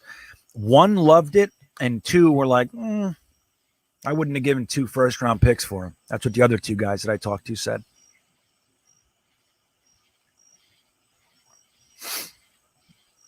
So I love Seattle. Not the team. But 5011, if you are, I'd love to know what you think. All right, Rockaway Archie, have a good night, my friend. I know it's late tonight. I'll bounce a few minutes, Joe. I think we'll hang out like 15 more minutes, and then I'm going to get out of here. It's a little bit late tonight. But I'm going to tell you, every Thursday, think of it, I got to start at 9 during football season because of my son. I got to take him to practice. Just is what it is, my friends. Well, Jinpa Kotite had a little success in Philly. Don't forget, he was fired as their head coach right before we hired him. You know, it's really funny because you guys know the whole story. We had Bruce Coslett. We replaced Joe Walton, God rest his soul. He just passed away last week, with Bruce Coslett. Gave him a 4-year contract. Bruce Coslett brought Pete Carroll as his defensive coordinator, youngest defensive coordinator in the league at the time. Bruce Coslett had 3 years. We didn't think he was doing the job, so we kept his entire coaching staff and only fired Coslett, and we bumped Carroll up to head coach. Carroll had us playing for first place. It was great. The fake spike game happened. We lost that game. We didn't win another game the whole year. Pete Carroll was fired for Rich Kotite. We won 4 games over the next 2 years. So since the fake spike game, we went 2.5 years with 4 wins. It's crazy, isn't it? And then Pete Carroll went back to being a defensive coordinator, then got hired as the Patriots head coach and didn't work out there, blah, blah, blah. But it's a funny little lineage, isn't it?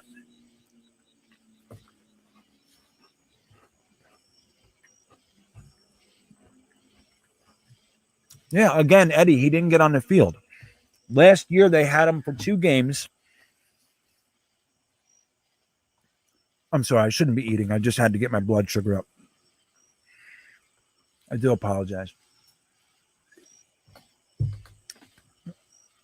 Last year, they had him in for 2 games playing outside linebacker, which he's not. He's not an outside linebacker. He needs to have his hand in the dirt. So this year, if you watch the Giants game, you'll see he played for 2 plays and he pressured the quarterback. If he played a half, I'm guaranteeing he would have had a whole bunch of pressures and maybe even a sack. It's very possible. But freaking guy can't stay healthy. So you know about that. The best ability is availability. So if he can't have it, I don't know, but he's a damn good football player, I'll tell you that. A lot of people don't know, and that's fine. There's lots of guys I don't know, but I happened to do a whole deep dive on Zuniga before the draft. He was somebody that stuck out to me. Like I said, I was happy that we got him. I wasn't happy that we used a 3rd on him. I was like, I liked him, but I would have waited till the 4th. But then again, it's like one of those things. But then we got Bryce. I would have taken Bryce Hall there. I would have. So what the hell's the difference? You know what I mean? Oh, 5011. There you go. 116 watching now, 107 likes. Not bad. Thanks, guys. Let's see what else we got here. 3rd round pick, but I think John Amarello. What's up, my friend? Third round pick, but I think the coaching staff is going to get carte blanche with the roster spots. Yeah. No, I think, you know what I think? I think that for once, we have an actual organization that respects and communicates like with each other. They respect each other and communicate. So they're going to factor in everything. Like, look, I'll tell you what. In Salah's presser yesterday, when they were asking him if Zach Wilson was going to play, it sounded to me like some people on the staff don't want Zach to play, and he does. That's what I thought. That's what I was thinking. That's what it sounded like. So to me, it feels like they're going to have a discussion. I think Joe Douglas will weigh in. But I do agree with you, John. I think at the end of the day, if they really want one person versus the other, I think they're going to get to keep them. But don't forget, Joe Douglas has final decisions on the roster. When it comes down to it, it's his. You know what I mean?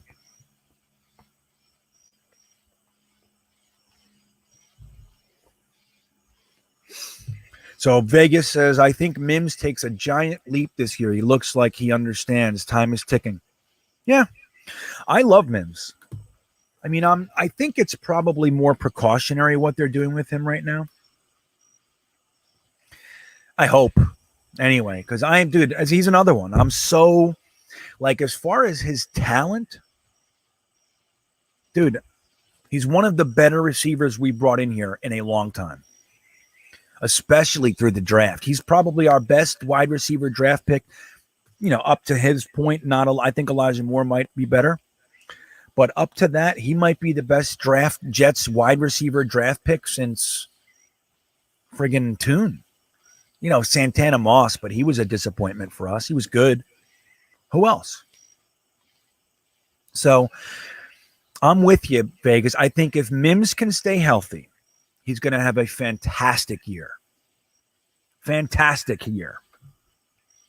I love him. Let's see.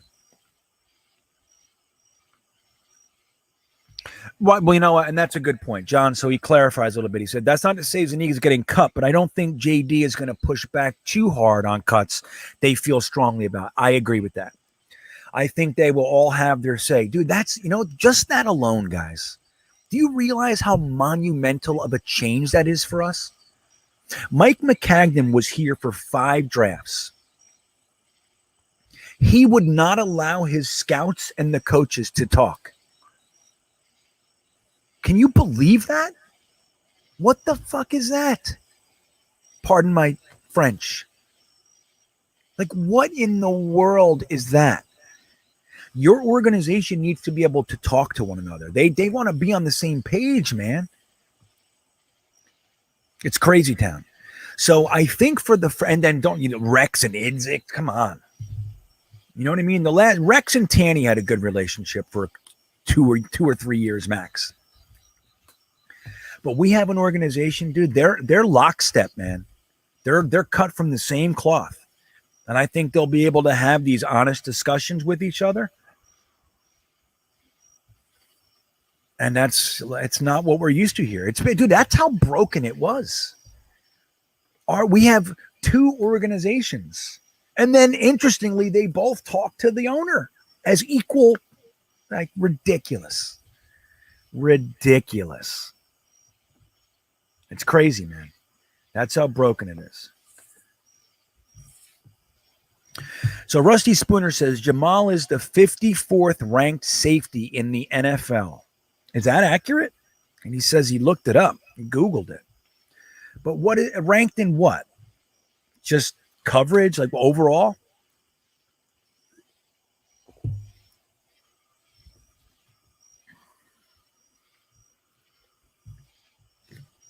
He says Adams made some. This is 50-11. And look, man, thanks for hanging out as a Seattle fan. I love when other fans come. I think it's great. Sometimes the chats get nasty with you. All right. But some guys come in here and they're just like instant troll. Like, you guys fucking suck. Nobody wants to hear that. So if you're hanging out and you're another team's fan, dude, that's awesome. I love it. I love talking to other teams' fans. I really do. I travel a lot, so you guys know that. I talk to other teams' fans all the time. I'm wearing a Jets hat everywhere I go. I was in New England for 2 months. You don't think I got talked to? But he says Adams made some serious coverage mistakes for Seattle in 2020 and dropped a couple of easy interceptions. Was his coverage that bad in New York City? Yes, it was. Yep. Adams, it's not that, like, usually the kind of the excuse for Adams, like, you know, not getting interceptions is that he plays up at the line more. And that's fair. So his opportunities are less. But that would be fair if when the ball hit him in the hands, he caught it. But he doesn't. He dropped probably 5 or so interceptions in his career here. He only caught 2 interceptions, and both of them were from backup quarterbacks in garbage time when the game was over. One, it was over when we were winning in Detroit, and the other one was over when we were losing. We were getting killed by New England. And Jared Stidham threw an interception to Jamal, and he danced around like it was, yeah, look at me. Like he's one of those guys. You know what I mean? It's one of those. So it's a problem, man. The guy can't catch. I don't know how. I don't get it. And now he's so in his head, probably. It's like, you know, when it comes to, oh my God, I got to catch it. You know, it's like one of those things. Say the game's 90% mental, man. So Jamal Adams has had a couple of very big plays in coverage, a handful. More times than not, he's making the tackle on somebody who caught it. That's Jamal Adams. He's a very sure tackler, and that's good. And he runs and he plays hard and fast. That's all good. But, dude, the guy's $17.5 million. Hell no. So, yeah, he was just like that here. I see a super chat. Look at that. V-Man, what's up, buddy? Thanks for the super chat. I do appreciate it. 3 things. 1, will Becton be ready by week 1? 2, what is the likelihood of Wilson winning Offensive Rookie of the Year? 3, unrelated, but rip Charlie Watts. Right. Yeah, that's good. Thank you, man. I'm glad you mentioned that.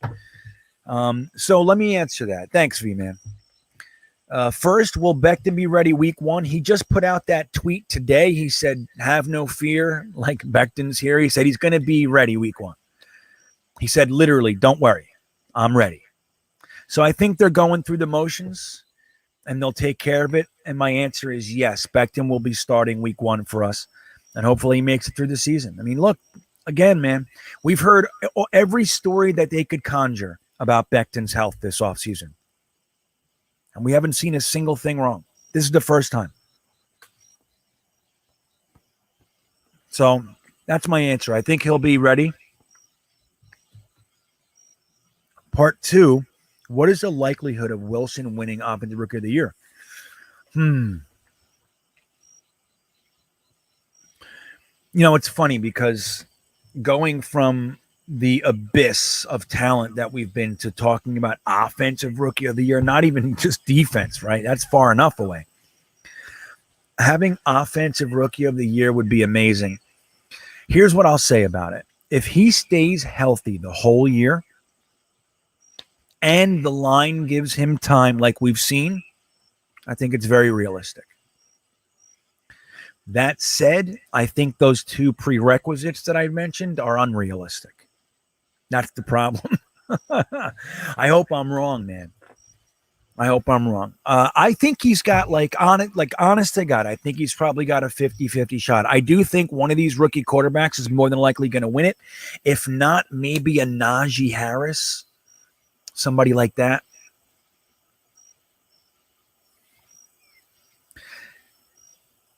You know, Pat Freiermuth, you guys know how I feel about Pat Freiermuth. I saw something today said Pat Freiermuth's going to take the starting job in his rookie year for the Pittsburgh Steelers. That guy's good. He's going to dominate for them. Him and Najee are great additions. They probably should have gone offensive line, but it is what it is. They brought in Pat Freiermuth and Najee Harris, dude. 2 of my top players in the whole draft. They got 2 of them. Oh, miserable. I like what we got, though, so don't get me wrong. But yeah, man. So I don't know. I think it's a good shot. I think it's a fair shot. But we're the Jets. So I don't want to even talk about that shit, man. I'm uncomfortable. And yeah, if you guys didn't hear, the longtime drummer of the Rolling Stones passed away yesterday. Quietly in his hospital bed with family around him, peacefully. Think about the life he got to live. He was 80 years old. He's been on tour since the early 60s. Like, they came out with the Beatles, man. You know what I mean? They came out with the Beatles. And they've been on tour, making albums. He took a couple breaks from the Stones, but by and large, he was their drummer the whole time. Did all the drugs, did all the party and everything. The whole thing. And got to die quietly and peacefully in his bed with family around him. I mean, that's the goal, isn't it? Isn't that like the way? 80 years old, in bed with your family around you. Sounds good to me. I'm not making it to 80, most likely. The shit I've done. Jesus. So, yeah, Blunt in Vegas says it too. Rest in peace, Charlie Watts. He's a fucking cool dude, man. He always had that little smirk on. Just grooving. Letting Mick and Keith and everybody do their thing. And Mick, everybody running around. He's just, him and the bass player, super cool. Right? Super groovy. So, yeah. All right, let me get a couple more. Ooh, the webcams are out. Are my mods still in here? Where's my mods? Jeremy, you're a mod too, right? Frankie, you a mod? Somebody get him. Where's Postman? Get him out of here. I'll take. Oh, did you do it? Oh, that was good. Did you really do that? Oh no, there they are. I just skinned. Block user. There he is. Goodbye. Oh, an error occurred. What is that? Why can't you let me do my thing?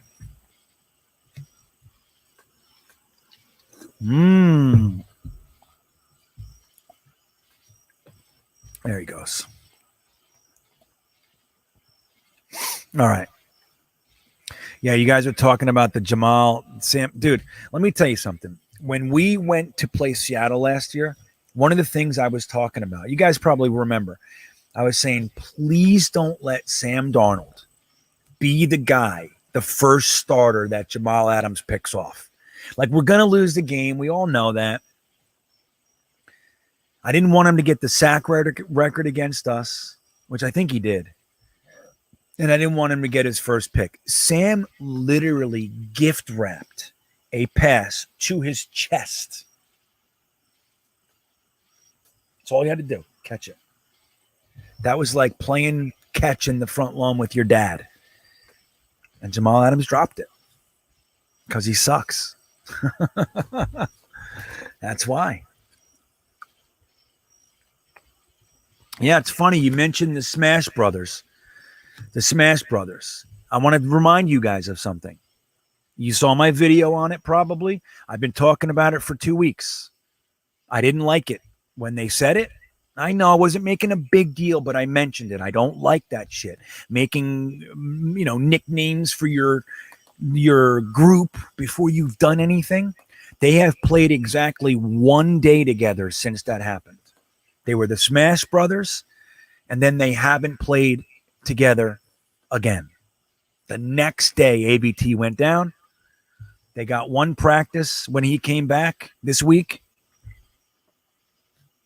And fucking Becton went down. Dude, it's crazy. You can't talk shit, man. You're a Jet. You're not on the Pittsburgh Steelers. You're not on the Dallas Cowboys. You're not on the Giants or you know what I mean? The Ravens. You're the Jets. The curse is waiting for stuff like that. It eats it up. You can't do that, man.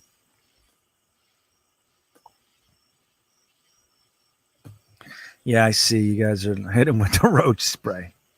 You know what, Salty? That's a good one. And this is V-Man. I think this is a legitimate potential for offensive rookie of the year. That's a good one. How did I forget about him? I was trying to think in my head.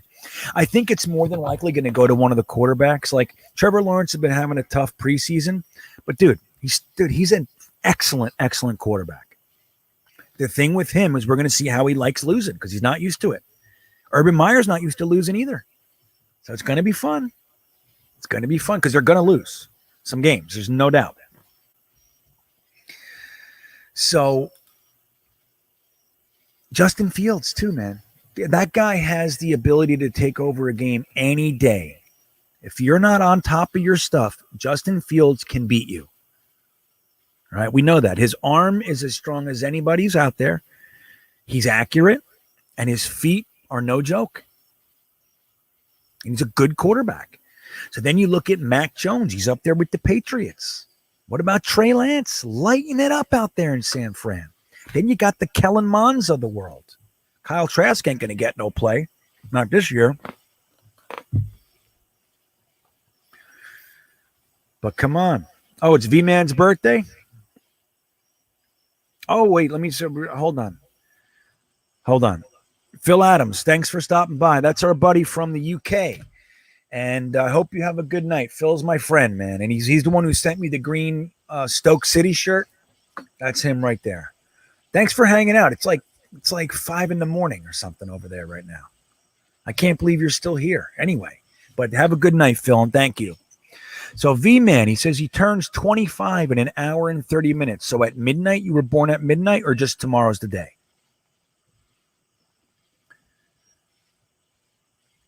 Happy birthday. Happy birthday to you. Happy birthday to you. Happy birthday, dear V-Man. Happy birthday to you. That was my sultry voice. I hope you appreciate that.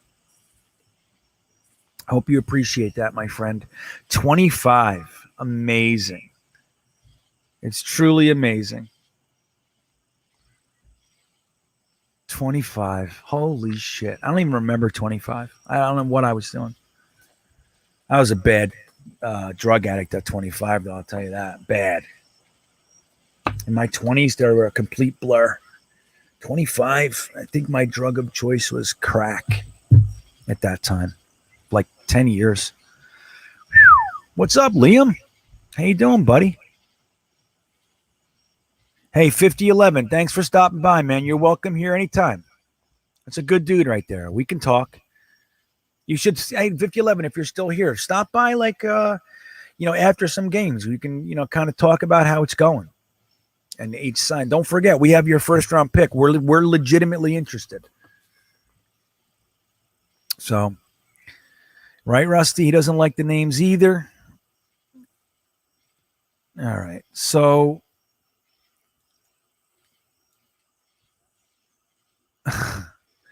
all right. So, well, let's wrap this up. Any more? Give me another question. I'm scanning for one more.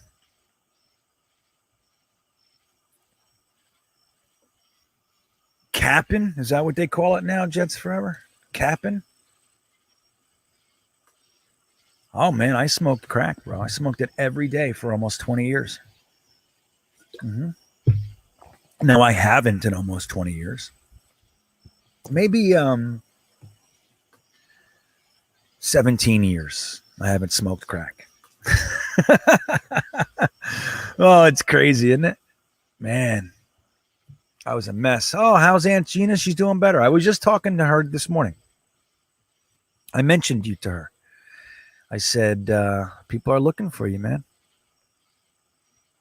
Ryan's back. Where is he? Hey, there he is. Dude, Ryan, I gave you the link if you want to pop in real quick. I'm going to wrap it up in a few minutes. If you want to come by and say hello, I'm sure everybody would like it. Come on in. Thanks for asking, though, Jets Mess. I appreciate it. Yes, Eddie, I did. I lived in a couple halfway houses in Florida, though. I didn't do a halfway house up in New Jersey. I lived in the Salvation Army in Patterson, though, for a little while.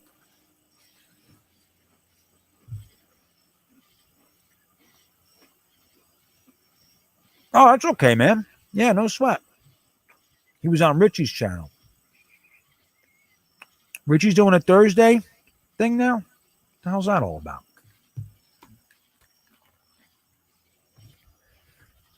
Let me see if this is still on. Ryan's going to come in, guys. How cool. There we go. See what he thinks about Matt Cavanaugh. Nice. There he is. Hey. Yo. What are you doing? Oh, not much. Sorry, I got to mute your your stream on my other side. I'm like hearing echoes here. Give me just a sec. Yeah, hold on. I got echo. Oh, my mouse is ghosting on me.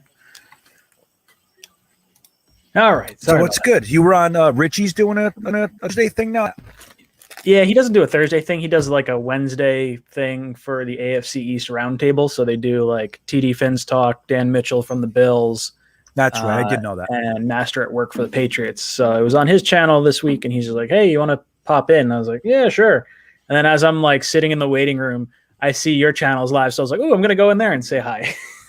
So I was that was funny. Yeah, we had Matt till 10 tonight. So nice, very cool. Yeah, Did man. you guys talk about us potentially going to week 1?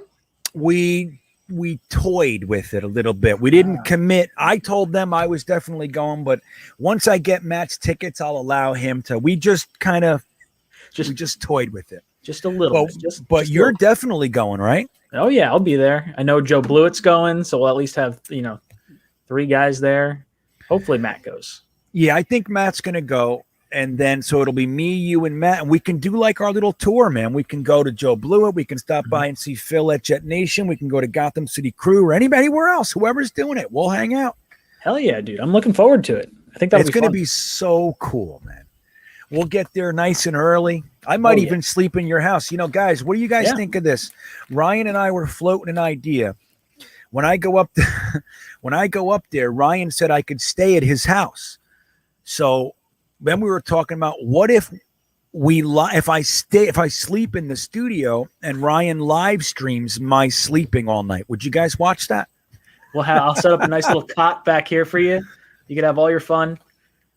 Right there. I'll just sleep right. Everybody can just watch me doing what I do.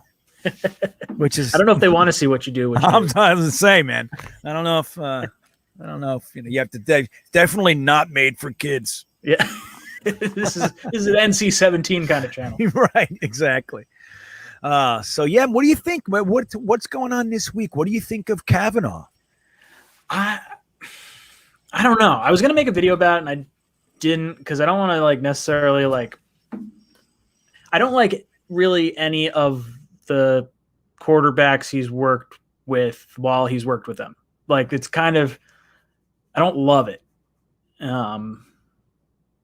So I'd have to go back and see the list quarterback by quarterback. But when I was looking at it and the year of that quarterback, I was like, he's not at least LaFleur is going to have his fingerprints all over Zach Wilson. I don't think Cavanaugh will. So I think it's a good thing to have some wisdom in the room because I think he has a lot of NFL experience.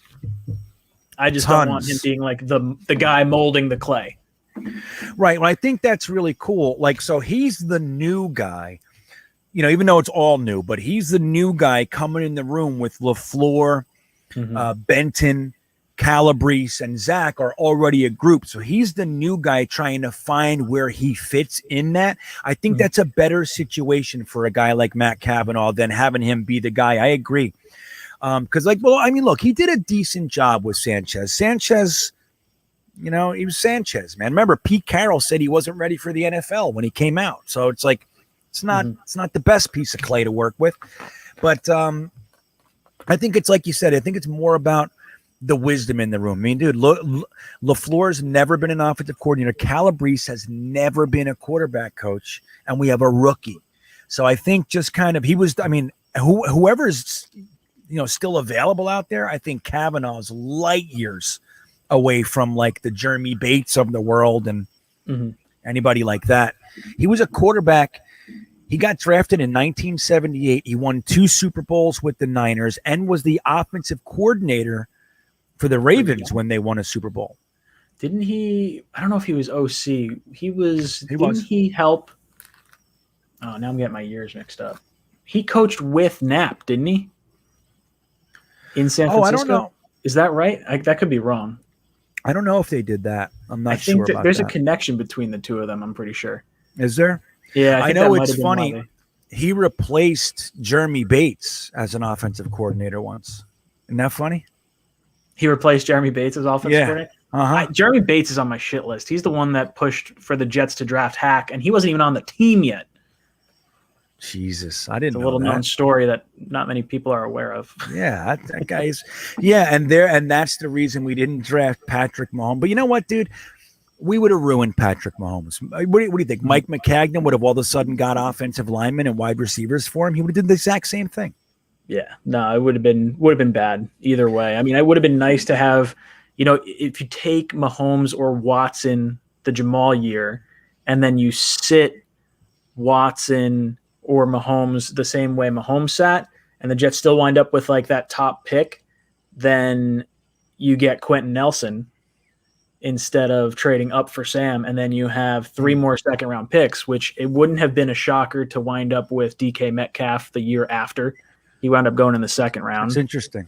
Right. Yeah, You there's get a the lot good of like point. what ifs. There's a But then you lot can say of that what about ifs. any draft. Like it's like, oh well, if we had taken XYZ, it's always going to be Yeah. revisionist history. Totally. And you can do it. But that one you're talking about does have that potential to really pontificate because those 3 second-round picks are huge, dude. Yeah, Huge. and Quentin Nelson, like that would have been the pick. If we had a quarterback, he was the pick at 6, 100%. Because I think the Bills would have traded up with the Colts, and the Colts would have fallen back further and not gotten Nelson. That's wacky. Yeah. But I don't know if Mac would have still did it. He didn't, dude, he took 1 offensive lineman in 5 years in the draft. Yeah. Yeah, I don't know. He sucked. I So don't know bad. what to make of it. We were talking about it a few minutes ago. So, Mac wouldn't allow his scouts to talk to the coaching staff. Mm-hmm. Remember, there was like that separation. Yeah. Like we were talking about how our team now is kind of unified. Like, Joe Douglas and Saleh, and they all seem like they're on the same page, like they're working with each other. Think about how bad that is when we had 2 departments that were not allowed to talk, and then they both reported to the coach as equal people. Mm-hmm. It's like, how the hell were we supposed to succeed, Ryan? In concept, it feels like that's not a horrible thing. Like in certain lines of work, it's not bad to have separation, to come up with different ideas, but you got to collaborate once you do that. Like you have all the scouts and you have all, hey, this is the knowledge we came away with. Because right. Yeah. To an extent, Douglas did do that. He didn't have his scouts talk to each other, and he had them scout, get their grades, and then come back and then work as a team. So like that made a lot more sense than what we got out of, the whole McCagnon regime. Yeah. Mac was so bad, dude. I just love the whole staff we have in with Douglas too. Like I really like Phil Savage. Like all these guys that he's brought in just feel like they're football guys. Like even Saleh and LaFleur and Ulbrich, like everyone on this team, it doesn't feel like Gase where he's failed before. It doesn't feel like Bowles knew his stuff, but I don't think he knew how to command a room the way Saleh does. Rex kind of had that. Rex just put a target on our back all the time. Like I loved Rex, but if he kind of toned it down and didn't put a bullseye on our back all the time, right? I think his shtick just kind of got a little stale. Like I don't see that's that exactly happening right. I don't see it happening with Saleh. No, I think Saleh has every ounce of that motivational stuff that Rex has, but again, just like you said, it doesn't have any of the negative stuff that comes with being a blustering, pompous loudmouth, Yeah, that's beautifully said. Yeah. I mean, dude, who didn't love Rex, especially Jets fans, play like a Jet. He did this whole thing and it was working. That's what was so great. How did you feel that when I watched his final game and you knew Rex wasn't going to come back, and then they had that whole game and the owner comes out and he goes, we're bringing Rex back, and the fans, or not the fans, the players go bananas. Like they loved Rex. Like that made me feel so good. I didn't want to see Rex done dirty, and it felt like Idzik did Rex dirty. Well, here's what I'll tell you. That's when I knew that Idzik had number one, 2 things. Number one, he had no power. Number 2, he had no balls. Because the fact that he did, dude, him and Rex, it was on record. They did not work well together. Mm-hmm. Rex failed the Johnson said, no, we're keeping him. And Idzik made that big show of it in the locker room. He's our coach. And that was against what he wanted. So right there, it's like, this is over. I mean, I was still hoping for Rex to have, all right, good. He's keeping around. Like, let's see what we can do here. But that showed me right there, Idzik is a general manager in name only. His job is like just the contracts. That's all he does, which he did a good job with the contracts. I would have loved to have seen Favre not get hurt, because the way I just remember watching those games in 2008, where he just slung it all. Like the first game I saw, we still had season tickets at the time, and he threw a touchdown pass in one of the first games on a rope from like the 30-yard line. I was like, oh my God, going from Pennington to that. This is incredible. Right. And then he hurt his shoulder like week 11. Bicep. We're 8-3. Bicep. That's what it was. Yeah. Man, if we had him for like the 2009, 2010 campaigns, especially when he was like killing it in Minnesota, dude, that team could have been we special. would have won 2 Super Bowls. Yeah, I think so. Isn't it just it's a crazy, there's always that one thing. When we have a quarterback, we have no team. When we have a team, we have no quarterback, or this or that. It's always some crazy shit, man. That's why it's exciting. Like even now with the injuries, which are obviously disappointing and sad and, demoralizing in some respect. But the truth is that we have all these young guys to look at. You know what I mean? Yeah. Like we have young, like, it's excitement as opposed to, like, think about this. Usually, even last 2 years, when a guy went down, there was like some cast off. He's on his 6th team in 4 years. That's who was there. Yeah. We didn't have any infrastructure. We didn't have any pipeline. Now, I think it's a little bit earlier than maybe we wanted to see some of these guys. But the truth is that we have them. We have 6 first or second year cornerbacks. Or 7, actually, including Isaiah Dunn. We have 2 first year linebackers. We got a whole bunch of defensive linemen that are in their first 3 years. It's like, and Bryce Huff and Rashid are, second year and first year respectively. So it's like, dude, let's run them out there. At least we have that. We are playing with house money this year. That's what it is. It's right. They don't expect anything from the Jets. Vegas is putting us at like 5.5 wins or whatever. Like, I'm okay with that. Just let us watch Zach develop. We're going to have a rough time on defense. It's going to happen. Like, we were built for speed, and we lost that with Curry, and we lost that with Lawson. Yep. I am excited to at least see Sherwood and Nasir Al-Din start at the outside linebacker positions. I think it's cool to see the young guys play. I think I was telling you on one of our streams, the Jets total like cornerback room price wise, aside from Hardy, who's going to be used primarily on special teams, the whole cornerback room, if you add up all their salaries, it does not equal the dead cap that Trumaine Johnson still has on this team. Isn't that insanity? Ridiculous. Ridiculousness. And it shows the difference. Like, dude, think about that. We have all these young quarterbacks, some who are not going to make it in the NFL, most likely. But we have all this potential, all of that, or Trumaine Johnson's dead cap because of fucking McCagnon. It's insanity. Awful. So let me look. Real quick, Go Hangard is in the chat saying he doesn't like Connor McGovern. He said we need a center badly, and he's not a Connor. But do you have any concern with Connor McGovern? I'm not concerned. I think having Elijah Vera Tucker is going to help him a lot. Like, I think our guards were so bad last year that it really affected the rest of the line. I think just adding Vera Tucker, that left side's going to be incredible. I think Moses is really good. Not that Fant was bad, but I think Fant being the swing tackle or a backup tackle is not the worst thing in the world. I would like to retain Moses after this year. Guard-wise, I don't love Van Rotten. Like, I think we could go a better route there.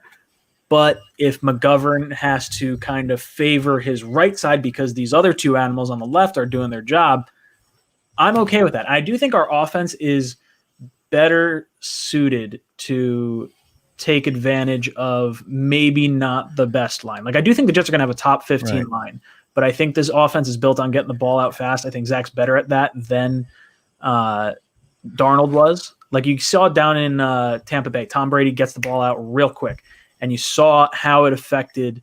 Was it Wirfs that's down there? He like the highest rated, I think, offensive tackle of last year's class, and you saw Becton not rated quite as high. Like he looked dominant, but with Sam holding on to the ball too long, it makes your offensive line look worse than they necessarily are. So I think just from having a quicker processing power, getting the ball out quicker, and then just having plays where you're going to see rollouts, you're going to see play action, you're going to see motion pre-snap, I think you will see a better overall offensive line, even on top of the talent that was already added. Yeah, I couldn't agree more, man. I think you're really nailing the important aspects of everything going on. Like Connor McGovern was a top 10 center in the league too, right? He comes here and everything falls to shit. And I really, I mean, it's like, and what's more likely? It's a Gase thing, or like you said, it's like I mean, we're a complete mess across the board. You think that's more of what we're seeing, or do you think Connor McGovern all of a sudden fell off a cliff? I don't see it, and he's been playing well in the preseason. When you look at Van Roten starting, I think that's fine, but I really do believe that they had the idea of Cam Clark and Van Roten competing for that position. And Cam Clark is another one. What a disappointment. I mean, I feel for the guy. I do. But the fact that he has not been able to get on the field in 2 years is concerning, man. Like Joe Douglas's 3rd round picks from last year with Zuniga and Cam Clark, like they just can't stay on the field, man. And I think that was more the plan than just Van Roten was the penciled in starter. I don't think that's the case. But here we are, and Van Roten's, hey, I guess you're the starter. That competition was short. Yeah, losing Clark, now he's not done for the year. He's just out right now, right? Like, I think he's done. Is he really? Damn, I think so. That sucks. That draft is not looking great from like a Zuniga, Clark, Morgan. It's just them, really. Yeah, no, you gotta be happy with Hall. You gotta be happy with Mims and Becton. Well, right, and if Mims can't play the first couple weeks, then we have an argument that draft class is tough. But if Becton and Mims play, you got Hall, you got Pirine, you got Braden Mann, and don't forget you got Bryce Huff and Javelin Guidry. You know what I mean? So there's a lot there, but it's on shaky.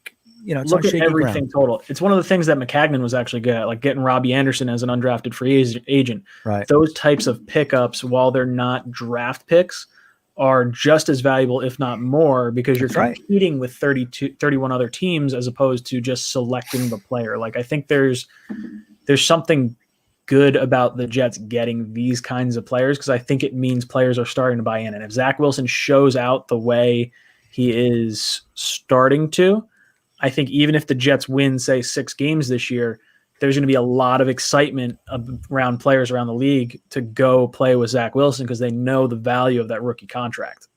Right. Yeah, that's the thing too, man. Like you got to include the undrafted free agents in a draft class. I mean, just like you said, like you're fighting with the rest of the league to get these guys, and you pay more or all that. It's not just like, I'll take these couple scrubs. Like, no, they're fighting for these guys. There's guys that they want. And I think when you have guys that you bring in and they're able to compete, like a Bryce Huff or so, like if Bryce Huff ends up being a decent starter or even a contributor, man, that's a slam dunk. And that is a credit to the general manager. It is. Sure. So Daniel Yanez says he is done for the year, Clark. And Daniel Yanez also reminded us, and this is 100% correct now that he says it, the 3rd rounders were Ashton Davis and Zuniga. And same problem. Clark was 4th with Clark Morgan was the first, right? Correct. Or Pirine, that's correct. Was Pirine was the 4th or 4th? 5th? He was 4th. Yeah, you had it. So it was Clark, Morgan, and Pirine were the 4ths. But the problem's still the same. Ashton Davis is another one, dude. The guy can't stay healthy for nothing. Yeah, you could see the talent. The speed is there. See it. It's just I'm looking forward to see LaMarcus Joyner. I think he stays on this team beyond this year. I think May probably it's going to be tough. If the Jets are losing games, he'll get traded before the deadline. If the Jets are competitive, I think they hold on to him and then just release him kind of at the end of the year, let him go wherever. Yeah. But I like Joyner in that secondary. I'd like to see Ashton Davis really capture the starting role, or at least look like he could next year. Yeah, Joyner's interesting to me. I don't know how I feel about him. It's kind of been. I mean, I've seen a couple play. He looked good in the green and white. I don't know if he's made any other plays. Mm-hmm. I just don't know. I don't have a feeling for him either way. Mm-hmm. Hopefully, he's just a solid presence out there. Him and May, because if he and May can actually be quality for us, that's going to go a long way toward helping this young cornerback group, man. Because we're probably going to start Javelin Guidry, Mm-hmm. Bryce Hall, and Blesson Austin. So the big one there is Blesson Austin with a hot 3 years Mm-hmm. in the NFL. So not optimal. I like but- Guidry. I'm a fan of Guidry. I think them not bringing back Poole and keeping Guidry in that spot was a smart move. I liked Poole too. I wanted him back, but I really like what I've seen from Guidry so far. Yeah, I think he's had a great preseason, great camp. I don't like Javelin Guidry very much. I mean, he's playing better, and don't get me wrong, if he can play, I'm totally fine with him being the starter and all that shit. I just think he's a liability. Like I said, he's doing better in the preseason than I thought he would, and that's fine. And he looks like he's edging out Michael Carter and playing better, so that's fine. But I'm not a fan of his, and I really sincerely do hope I'm wrong. He's just one of those guys. I don't like him. I don't like the way he plays. But again, he looked good enough. And let's just see. Like I said, last year everybody talks about his great year, PFF, all that shit. All I know is this: he was targeted 15 times and he got 12 receptions on him. So I don't know how they get a great grade out of that.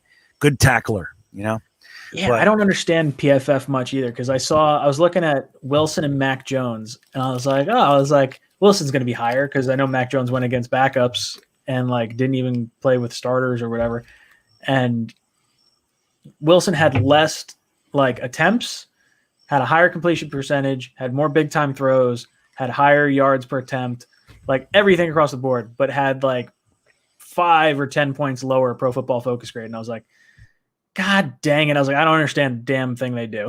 And I use their stats in a pretty good amount of stuff. Yeah, that's the whole thing. It's clearly it's valuable, their information. I mean, they have so much across the board that you can use and apply to things. And that's great. But I don't think they're the end all because of things like that. It's dude, what I'm watching is this. I'm watching it happen. It's successful. And you're telling me he's not good. Or when every time they throw a pass on a cornerback, the fucking guy gets the ball. How is he a great cornerback? I don't know. I don't get it. Maybe I'm stupid. I don't know. We got to sit down with Blewett and just have him go through his tape and be like, okay, this is why he sucks. Or this is why he's good. Right. See, I get more. That's more of what I like to base things on. How is he playing for real when this situation is there? What is he doing? How does he respond? And that's what I look at. And Blewett's significantly better than I am at that level of evaluating. But that's kind of how I look at things too. It's like that Westco play the other day when he had that reception. If you watch everything before that, what he did on just such a subtle level to make the linebacker try to get to his left when his route was going to be to the right, he made the linebacker fight him to go the wrong way. And that to me, I don't know how PFF factors that in, but to me, that was gorgeous to me. I couldn't believe how perfect it was. And he already laid a pop on the guy. The guy wouldn't have made a tackle even if the guy did have the ball behind him, but he didn't. So anyway, it's that kind of shit, PFF, like I said, it's clearly valuable, but some people are what PFF says is law. I get in these discussions all the time. Well, yeah, then why is this PFF grade this? I'm like, dude, I don't know. And the fact that that's what you have to bring to the table shows me you don't know what the fuck you're talking about. So we're not going to stop. We're going to stop talking because that's the only thing you're saying is PFF. We got to talk about more than that, in my opinion. So, that's just me. I'm old though, Ryan. I'm old. Dude, I would say this. The value in Pro Football Focus for me is the like before free agency when I'm trying to figure out, okay, who might be worth it. And I'm like, all right, who's got good Pro Football Focus grades? Okay, this guy's probably worth me watching some more tape on. Okay, and I'll go through this, and this, and be like, all right, well, what do they do there? And then that's more so how I'll do it. But if we have a good, they're throwing up a good grade for Zach Wilson, and I could see like, damn, that's a good grade. I'm like, I like them now. This is a factual site right here. Exactly. But you know what? Honestly, and I'm not saying this because you're here, but like the way that you use PFF is more along the lines. I see your videos, like when you put it all up there, and you've done for a couple of years now. You do these great videos where you like compare people's years and everything, and like you kind of factor it in. It's not the only thing. You know what I mean? Yeah. And that to me, that makes more sense to me. It's like you use more than one tool. That's what I've always believed. Look at more than one thing. It's like when spices. you're looking at something. You don't want to put too much spice. Right. Throwing too much pepper, you ruin the ruin it. You need salt with the pepper, right? Yeah. And then now it's good. So, all right, man. Look, we're gonna bounce out of here. Let me see if there's any questions that we want to get, and I'll let you go. I appreciate you stopping by, man. This is fun. Yeah, of course, dude. I was pumped. I saw it still going on. I was like, oh, sweet. I know the chat. chat told me. I missed it. The chat's like, Ryan's back. I'm like, oh, is he? And I scanned it. Oh shit, look at that. So let's see. Rusty Spooner says, Blewett reminds me of John Madden, for better or worse. LOL. But a great guy though. You're awesome, Joe. See that? So Blewett, if you're here, which you're not, and if you see this, which you won't, everybody loves you, man. Dude, he's a good dude. He's fun to, like, when we had him on for the live stream and we were just like sitting back, hanging out. It was nice. Yeah, dude, he's a guy you can talk football with him. You know what I mean? And that's fun. I love guys like that when you just can talk football. Oh, shit. Somebody sending in a super chat. Oh, Steven, this is Sack Exchange. What's up, buddy? What's good, dude? Thanks, Sack. Love you guys. Great show. Yeah, well, you're great too, man. I saw on Twitter the person who won the Zach Wilson jersey from one of Steve's contests, drawings. The jersey was gorgeous, man. It was gorgeous. And he said, thank you. So another person got their thing, and that's super cool. This guy's all right. This guy's all right. Exchange. I think, Zach, let us know in the chat. You going to be at week 1? I think I thought I heard that at one point. You know what, man? I got to tell you, Ryan, I'm tempted. And if it happens this year, I really want you to go. If I am going to week 1, but I'm tempted to come up on Friday. Oh, week 2. So, sorry. I keep calling it week 1. Oh, yes, right. No, you're right. Home opener. Right. Sorry. Home opener. Home opener. I'm hoping to go. I am going to the home opener. I'm 99%. But I'm hoping to come up on Friday so we can do Cyclone Meet Part 2. Ooh. Would you go? Ooh, Cyclone Meet. Let me hold on. Let me take a look. The day before. So we had. You're looking for that Saturday, right? You're right. That's Saturday. What is it? The 17th? What is it? The 18th or 19th? What is that game? The 18th. What time? Oh, like 11 a.m. Ooh. Early. Probably not, because I have. Yeah, I work. So Saturday is my day at the course, and then I have my event coordinator work the Sundays. There's not like a whole lot going on, but we have 2 smaller groups that are. You know what? I won't say no. I'll say all right. Maybe. Well, how about this? I'll tell you tomorrow. Actually, maybe it is actually based on the other outings I have that day. It's probably I might have Saturday, Sunday off, so I'll keep that open. Okay. That's more probable than not. Okay. Well, then I'm going to start putting that together, whether it's realistic or not for me. I'll know this week. And then I'll tell you. And then we'll make a big announcement, man. I'm really looking. I had so many people kind of say to me afterwards, like, dude, I didn't realize what it really was going to be. Like, I would definitely go. Yeah. So I want to see if everybody's full of baloney or not. No, it's just me and you. I love it. And if they don't see us there, they could see us at the Jet game the next day. That's right. Yeah, we'll have like a whole thing.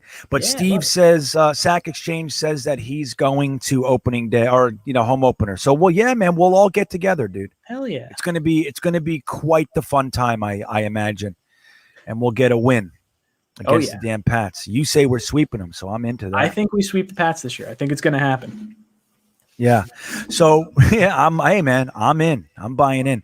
So Blunted Vegas, Steve, this is for you.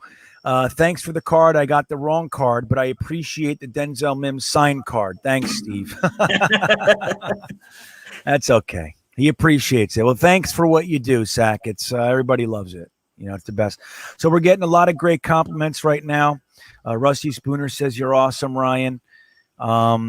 Raw Power, we'll make an announcement like where we're going to be and all that sort of stuff. Like once we iron out all this stuff in the next day or so, we'll make sure all you guys know where we're going to be at what time so we can hang out and meet as many of you as possible.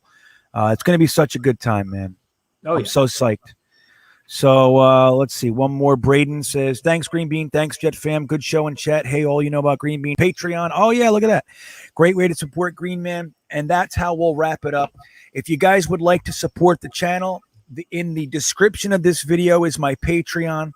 It's greatly appreciated. We have all kinds of benefits that I give you guys, a lot more access to me. And I get you guys in on the creative process. I throw things at you and you tell me what you think. And then I listen to ideas and it's fun. So I would greatly appreciate it. And then obviously sub and like the videos and all that jazz. And you can go over to Full Time Coaster Tour. I'm so close to monetizing that channel. If you haven't subbed, please go over to Full Time Coaster Tour on YouTube and give me a sub. And Ryan, why don't you tell them what you got going on before we get out of here? Oh, man. So I'm usually pretty quick on the Zach Wilson highlight stuff, but unfortunately tomorrow I was thinking the game was on Saturday when I was asked a month ago about a big event that we could put on at the course. I put it for tomorrow, and unfortunately that event doesn't end until 10:30. So I'm going to have to watch the game after the fact, and then I can make my highlight video. So it'll be a little later than I would normally like. But other than that, I don't know. I'm looking forward to it. Yeah. So, and obviously you guys more than likely know this, but I'll say it nonetheless. You can find Ryan at Jets Talk 24/7 on YouTube. And you have the podcast too, right? Don't you do the podcast? So you're not doing that anymore. I was like the Monday show, you mean? Or like a podcast? Were you like releasing stuff on podcast platforms as well? So I was only releasing our Talking Jets panel. I was throwing it up there, and then I got like tired because I'd go to I'd have to wait for our thing to process on YouTube. I'd have to download it, then I have to pull it into an editor. I'd have to strip the video, just do the audio, and it just became too much of a process. So I just kind of stopped. Yeah, I'm paying for it still, so I might as well. But so you have the Tuesday Talking Jets panel with obviously O'Leary and myself, and then did you start the Monday show yet, or is that coming? Monday shows come in September 6th, so Labor Day. Awesome. Me and Blewett are going to be on he'll be on for an hour, and then I'm going to be taking, questions and things like that for the hour afterwards. And then that's going to be a thing consistently with me and the Jets X Factor guys. Nice. It's going to be, I don't know who's on the week after that, but it's going to cycle through Blewett, Nania, and Robbie Sabo. That's awesome, dude. That's incredible. It's going to be a great time. I'll be hanging out there for sure. Hell yeah. So, all right. Yeah, man. Oh, go on, please. No, I just said hell yeah. Oh, okay. So listen, Ryan, thank you, man. This was great. I had the Talking Jets panel on here, but at different times. That's kind of neat. It was interesting. And thank you guys in the chat. I mean, just the best chats in the world. You guys are absolutely awesome. Every time we're all together, I couldn't be happier. And I hope everybody has a good night. And Ryan, man, you take care. I'll talk to you tomorrow, my friend. Hell yeah, brother. Take it easy. Thanks for having me on. Good night, everybody. Here we go. And good night.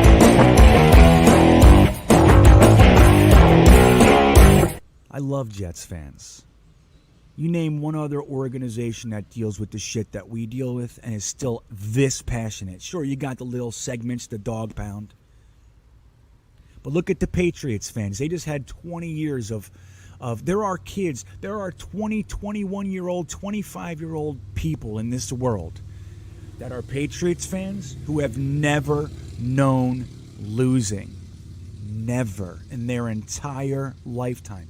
They were born into this Belichick-Brady thing, and they have consistently won. They've won 6 Super Bowls. They've been to 9 or whatever it is.